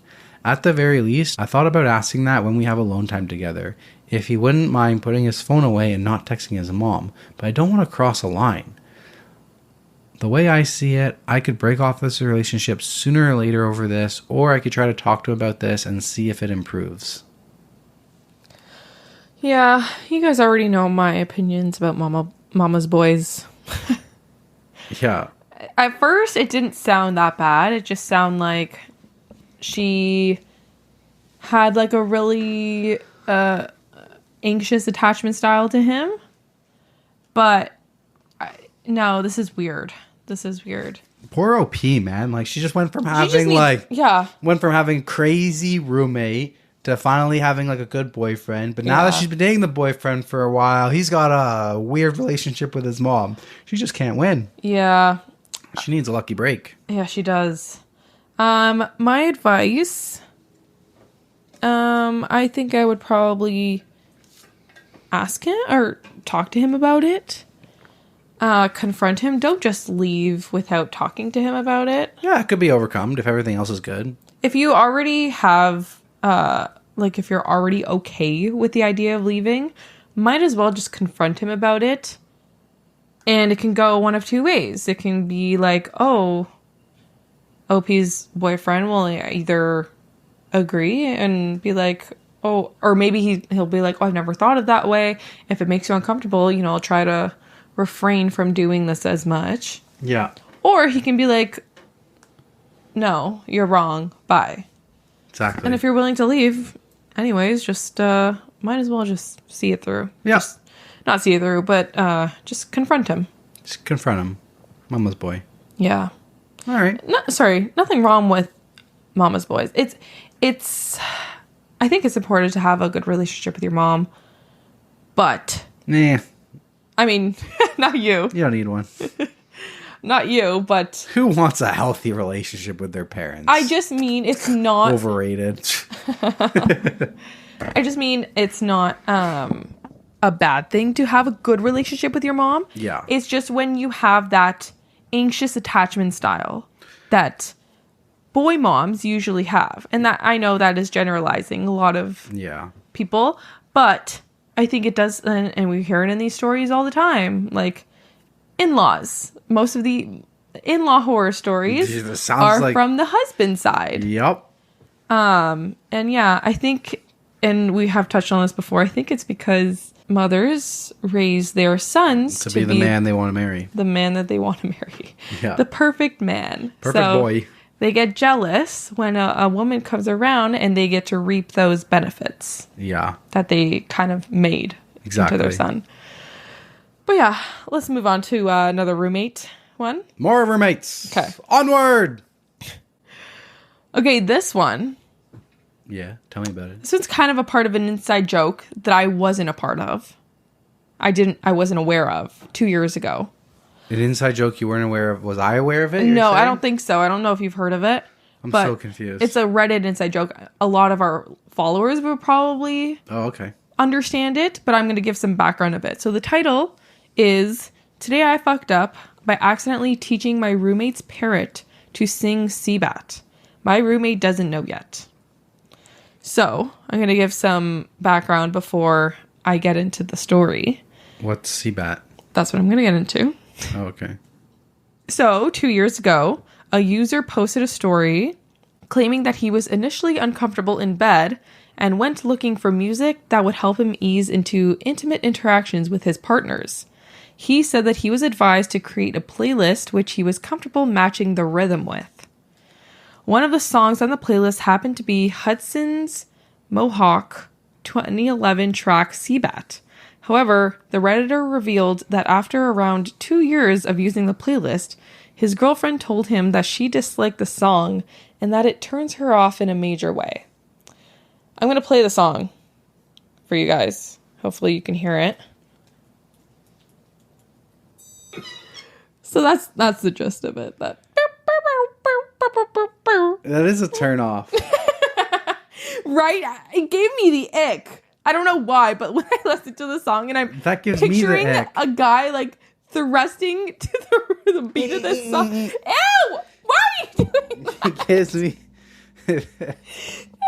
It reminds me of the micro penis story. No, this gave me a major ick. That is So a big basically, yeah, so that original Reddit post, it's deleted. I couldn't find it. I mean, I found it, but it's deleted. It had 184,000 upvotes.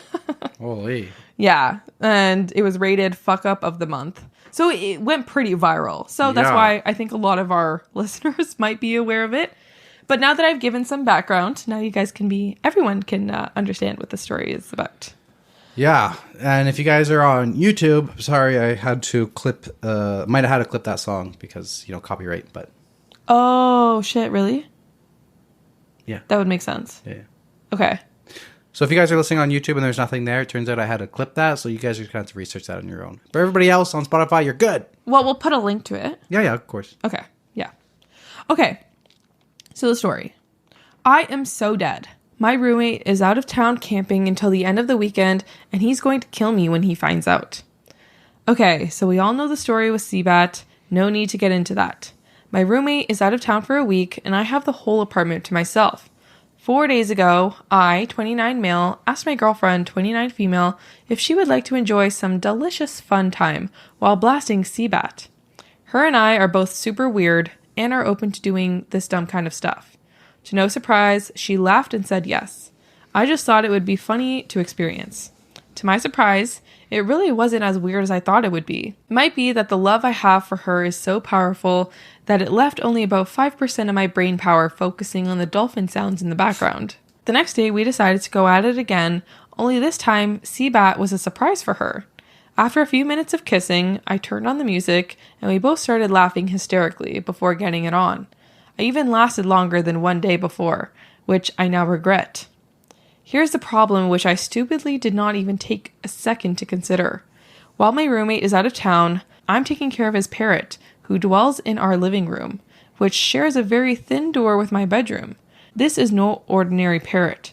This is a chattering lory. Same bird as the red one on the YouTube that goes, wee-oo, wee-oo, wee-oo. I don't know. This bird does not shut up. He makes so much noise that I've naturally learned to ignore him after a year of living with it. Anyways, somehow it never even crossed my mind that these parrots learn words and sounds and mimic them surprisingly accurately. Before leaving for work yesterday morning, I made some coffee and sat down in the living room for just a bit of relaxing and closing my eyes. All of a sudden, I hear the first few notes of CBAT in perfect pitch and rhythm. I open my eyes and this little dude is staring me dead in the face. 5 to 10 seconds pass and I hear it again. I just grabbed my things and left for work immediately. I had to escape, figuring I'd just find a way to fix this or explain this later. But the more I think about it, the more I realize that I'm just dead. My roommate isn't weird like me and he hates when I say silly things to the bird. When he comes back this weekend, I'm worried he's going to give a notice and leave. Any advice on how to go about this would be greatly appreciated. I'm sweating as I'm writing this. Oh my God. And no, for privacy reasons, I will not be posting a video of the bird. Oh my God. So how do you fix this? I would say start playing something else near the bird. Start playing some Taylor Swift. That's smart. Yeah. That is smart. Reprogram the bird. Yeah. So there is an audio link to the bird. Okay.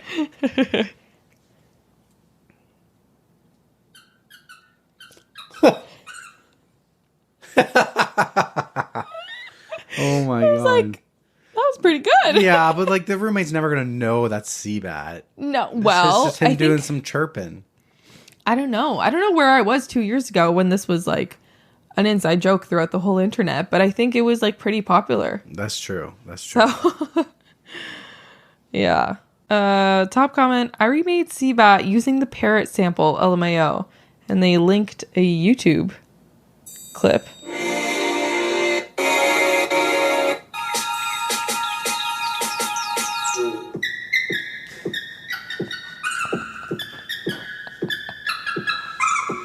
Oh man. That's so funny. That's very funny. And they named it Seabird. Seabird. Oh my God. Yeah, I thought this was a funny one. That was a good one. Yeah. Okay. That was a good one. All right. On to me. This one's coming from Petty Revenge. I disgusted my food thieving roommate. My roommate was stealing my food and not only not admitting it, but apparently bragging about it to my other roommates and calling me a pushover. I didn't want to participate in whatever they thought they were doing, especially since I am moving away in 2 months. But I do want my food. Today, they were all sitting in the kitchen, chatting. I came in, I took my meatballs from the fridge, and I licked them one by one while maintaining eye contact with the thief. Oh my God. Then I licked several other items, spit into my milk, and did a couple other things. Oh my God. The thief looked utterly disgusted. Eventually she said, "Are you mental?" And I calmly replied, "I always do this. Didn't you know?" And then I left. I don't know if she will stop, but her face mixed with disgust and horror makes it worth it. That's so funny. I always do this. That's so good. Yeah. That is petty revenge. Exactly. Exactly. There's an update. Wow, I posted hoping at least a couple people would chuckle out of a small win, but I got so many funny comments and pretty cool revenge stories from you guys. Thanks. A lot of people are suggesting to sabotage her stuff. I don't want to. As long as my food is safe, that's enough, and I won't leave any unsealed containers though. And the current situation is my food was not stolen today. I will update if something gets stolen again. But if you don't see any more updates, that means I won. Amazing. Yep. I think that's one thing that I wouldn't be able to live with a roommate stealing my food all the time. I get very protective over my food. Especially you steal my food. When I was I think I've told this story before. When I was friends with Marcus, like he used to buy junk food and I would try to be healthy. Yes, you have and then I would told eat this. his junk food halfway and then I would buy more to replace his, and then I was just like this cycle. I just kept eating and buying it. Yeah, no, I would never do that to someone else. I would never be like, I'm going to eat this and then I'm going to replace it. Well, we were really close friends. Yeah. And they went both ways. Okay, fair. I just think that this is something that would make me angry. Food makes me angry. Also, I would never eat and finish it. Like if there was a bag of chips, I would open the bag of chips and have half. I wouldn't just eat the whole bag of chips. No, still. Yeah. It's not okay. Yeah, it was my bad. All right. Back to me? You just went. Back to you? Yes, back to me. All right. Am I the asshole for not caring that my roommate doesn't want me to walk around in the mornings? I live in a shared house on the second story. I lived here for a month and for the first time met my other roommate. She normally stays in her room and completely avoids me. But this morning around 6:30 a.m., I got to the fridge for food and see her and say hello. And she is holding up her phone recording me. She's never even introduced herself before. She says, "Do you work this early? Is that why you're always walking around in the morning?" She was super mad. I apologized and said I didn't know I walked loud and even wear socks to not wake anyone else up. But my other upstairs roommate also gets up early. But she was still mad and didn't even reply and walked back to her room. I don't stomp and I try to be extra quiet already, but she's on the first floor and chose to be there. The floorboards do creak. Am I the asshole for walking/getting ready? Otherwise, I'd have to just change and get ready at gym or work, and I think not walking is ridiculous. I used to live on the first floor and had a roommate who walked around all hours of the night. He was a nurse, and I thought it was his right to walk around. I didn't care. Am I the asshole for thinking I should be able to walk however much I want anyways? Wow. Just walking. I thought she was going to be like walking naked or something. No, just walking. Just walking. Sorry, I'm walking in my house that I live in, that I pay rent in. Camera in your face. Truly, never met you before, just phone in your face. Like, hi. But seriously, what do you want her to do? What would you like her to do? Do you go to work this early? Like, yeah, obviously, you think I'm up at 5:30 for fun? I'm a petty person, so I'm just saying, like, after that one incident, I'm stomping. I'm stomping. Dum, dum, dum, dum, dum, dum, dum, dum. No, seriously, though, I would too. Yeah. Every time I go past her room, extra stomps. Jumping. Fuck yeah. I'm gonna do jumping jacks. Yeah. Fuck yeah. I'm gonna start making tea in the morning with a kettle. What's that gonna do? You just made me go deaf. Steam kettle, you know? She's on another floor. She's not gonna hear that. Well, it'll be like high pitch. It'll be like what do you... No, I'm trying to like whistle. Stop. I gotta like whistle. It's like...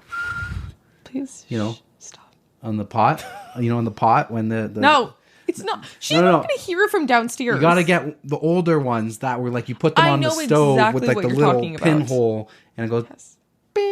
Okay, I know. That's enough. I know what you're talking about. But still, it's not going to be heard from downstairs, from another floor.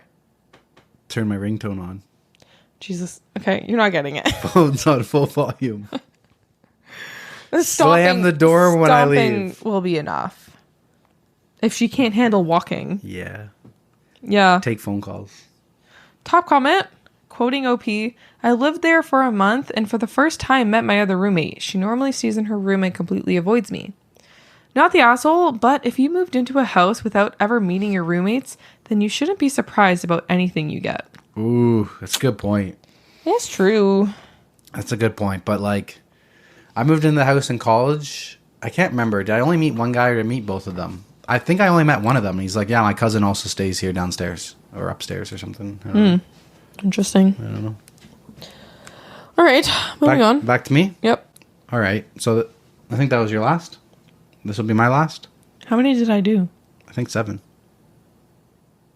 I did do 7. It's been a big episode. Good on us. You're welcome, guys. If you're new here, you don't understand. We get sidetracked sometimes. Sometimes we only get like 5 I stories feel like each. we did, but at the end we were like zooming through them, I think. Yeah, maybe we had too many short ones. No, we had some good long ones too. Okay. Good mixture. Well, this is going to be my last one. It's coming from Am I the Asshole? Am I the asshole for telling my roommate that either his pregnant girlfriend stops whining or he needs to move out? I, male, 28, live in an apartment that I got from my uncle. The apartment has 2 bedrooms, so as I don't need the extra space, I rented out the room. My roommate, male, 24, has been living with me for a little over a year and a half.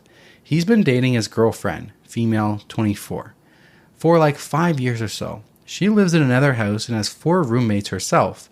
As her house is more crowded, my roommate asked if it was okay if she stayed over sometimes. I agreed since I don't really have a problem with that at all, as long as they're respectful. We haven't had any major issues until now, but his girlfriend got pregnant. He told me and I was like, oh, great, congratulations. And he did try to bring up a conversation to see if I allow her to move in with him/us, but I said no. I work from home most of the time. I don't want to have to deal with a third person or a newborn in the future. He asked me if she could still come and stay some nights as before, and I said sure, that was fine. She's about 4 months or so along on her pregnancy. Well, these last 3 months, she has grown to be very annoying whenever she's staying over. What I mean is that I get woken up in the middle of the night/early morning too many times because she's running to the bathroom at the end of the hallway. I don't use that bathroom. I have my own connected to my room, but my guests sometimes use it and they say that it's always dirty and messy. She's staying over a lot more nights than she used to before. And the biggest problem is that she has developed really bad nausea. Even now, she's still having morning sickness, which I believe it should have stopped by now. There's been many issues regarding food, because my roommate and her asked me to stop having some foods that get her sick. I told her that this is not her house. She has no right to come in and expect me to change my diet because of her. They took that very badly. I continued my life as normal, and she always complains and runs to the bathroom when I cook. There have been a couple of times where she has actually thrown up on the floor too, which is disgusting. Honestly, I'm sick of it, so I told my roommate that she either stops coming over or complaining or he moves out. I would give him a month or 2 if he needs to find somewhere else to live, but I'm tired of having his girlfriend over. She's annoying me. He, of course, got very upset and said that she wouldn't annoy me as much if I was more understanding of her condition. Said that they're not in a comfortable position to move, that she's sick and needs his support and all of that. Some of my friends/coworkers and family are on my side, but some others said that I am behaving like a total asshole and I could easily change my diet for a couple of months. So, am I the asshole? I don't think people are going to agree with me, but I do think he is kind of acting like a little bit of an asshole. Just because she's not really doing anything that she can't control. She has to pee a lot. She's pregnant. She's throwing up because she's pregnant. She's asking him to change what he cooks. That, yes. She's being over too often. She doesn't live there. Yeah. It's not really his problem. He didn't agree to have a pregnant roommate. I know. I agree. He has every right to not want her there. I don't think he's being an asshole, but he's not being the kindest person in the world. Yeah. He's not being nice. He's not being nice. And he has every right to not be nice. Yeah. He's not being rude. He's literally still letting her be there. He's just like, don't change my shit just because you're here. Yeah. I don't know. I think this isn't even a sometimes it's okay to be the asshole type of thing. I think it's just like, yes, you're an asshole, but like you can be. Like you have every right to be, but you're acting you don't have any sympathy. You're acting unsympathetic towards her. Yeah, but I can't agree with you on that one. I'm That's fine. Yeah, I don't think he's an asshole. That's fine. I think it's his apartment, and he let his roommate in. He didn't agree to have a pregnant person to be his roommate, and now she's causing a bunch of issues. Yeah. His house is supposed to be his happy place. I agree. Like I said, I think he's in the right. He can do this. He can do whatever he wants. But I think he's acting a little dickish. Okay. I don't think many people will agree with me, and I'm okay with that. I don't agree with that one. That's okay. Top comment. Consult a lawyer. There are definitely protections in place regarding housing discriminancy for having a child. It's his child. This can be the baby's primary residence, even if she doesn't move in. Find out your rights sooner rather than later regarding not re-signing his lease or whatever, and if it would be easier before the baby. OP replies, actually, one of my colleagues also told me this, so I'm trying to find a lawyer already for all that legal information I might need. I'm mostly struggling with the moral side of the whole issue. Yeah, that's what it is. Sorry. Like, it's morally rude. Sure. But, again, you can do whatever you want. Yeah, in terms of the legal thing, he's saying if the baby was born there, it He's saying that it could become the baby's primary residence. Oh, yeah, because it's his residence. Yeah. And the landlord would have no choice. Can't force the wife to move in, but the baby could be he doesn't have a choice to say yes or no to a child. Interesting. Didn't think of that. The person replied to that comment, I'm a landlord and a mom. I'm going to assume that you're in the U.S. Legally, you are usually allowed to discriminate on family status and other protective characteristics if it's someone in your own unit. The rules are different than they would be for someone who is renting out an investment property. However, every state and municipality have different notice periods and requirements, as long as it's 60 or 90 days. Plus, people like to get desperate and fight you really hard with every legal trick in the book, so you need to get an attorney ASAP. Yeah. I'm just the podcast that I'm listening to, What We Said podcast. I love them, by the way. If you guys need another podcast, they're like a girly podcast. I'm kind of late on their episode, so I think I'm in May or something. But one of the hosts, JC, she just had a baby, but she was pregnant for a few months, and her landlord just kicked her out of their home. And she bought a home, but she's been renting a home because they're fixing their new home. And she didn't expect to be like 8 months pregnant and have to move. That's wild. And then have to move again when their real home is done. Yeah. So they have to move like very temporarily. And she was just like, she had like a breakdown on the podcast. So that's why that's what I'm thinking of. Like, it must be really tough. And of course, like, landlords have every right and the tenants have every right to do what's best for them. I just think it is a tough situation when you're pregnant. Like, oh, everything gets way tougher. I just have a little bit of empathy for those people. Yeah. But yeah. All right. That's all. That's it. All right. This was a fun episode. This started out really dark and scary, and the tone got really light.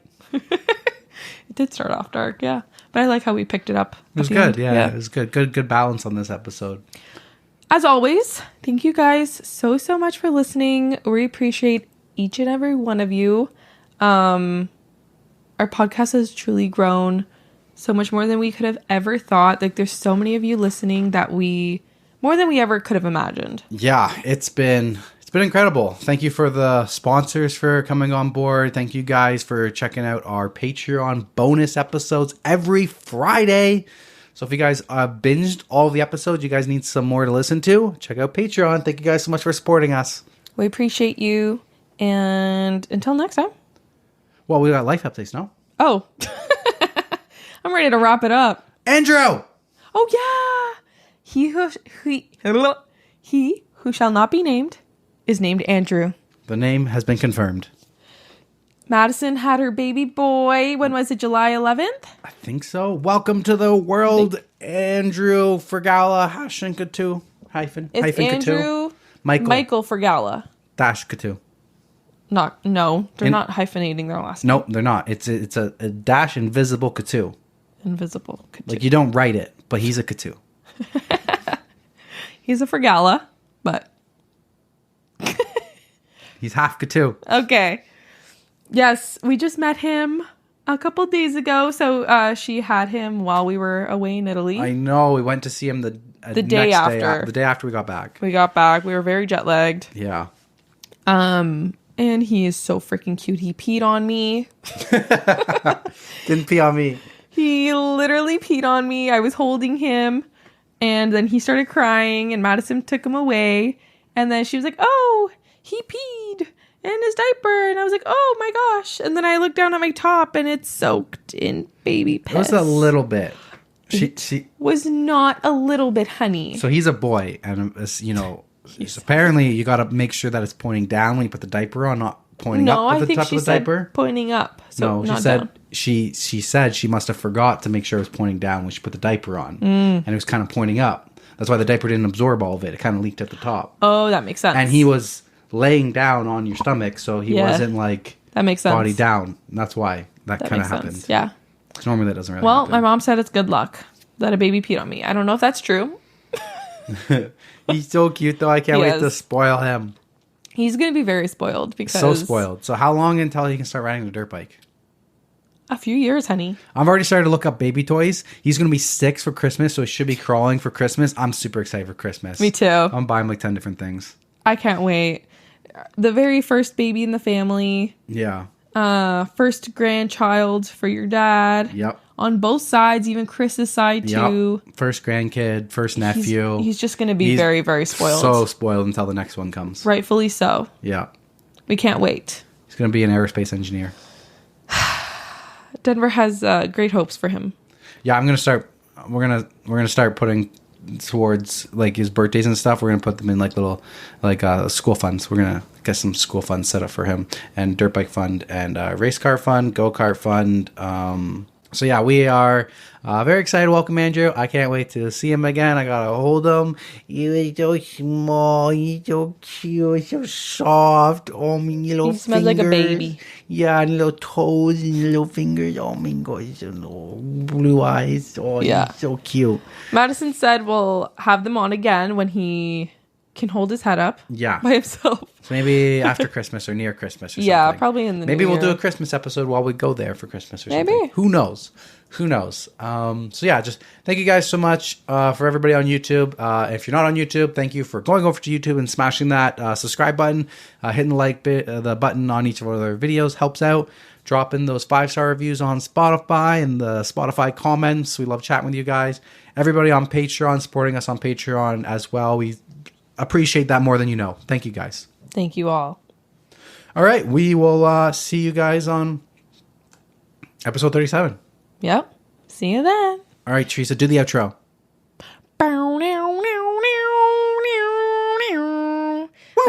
That's Taylor Swift, by the way, for anyone. Look what you made me do. Yeah, if you guys didn't know. Normally at this point, we would like recap them like with our life update, but the whole last episode was the life update. Was our trip life update. Yep. Hope you guys enjoyed that one. I'm just rambling now. Okay, bye. Yeah, that's enough. Bye.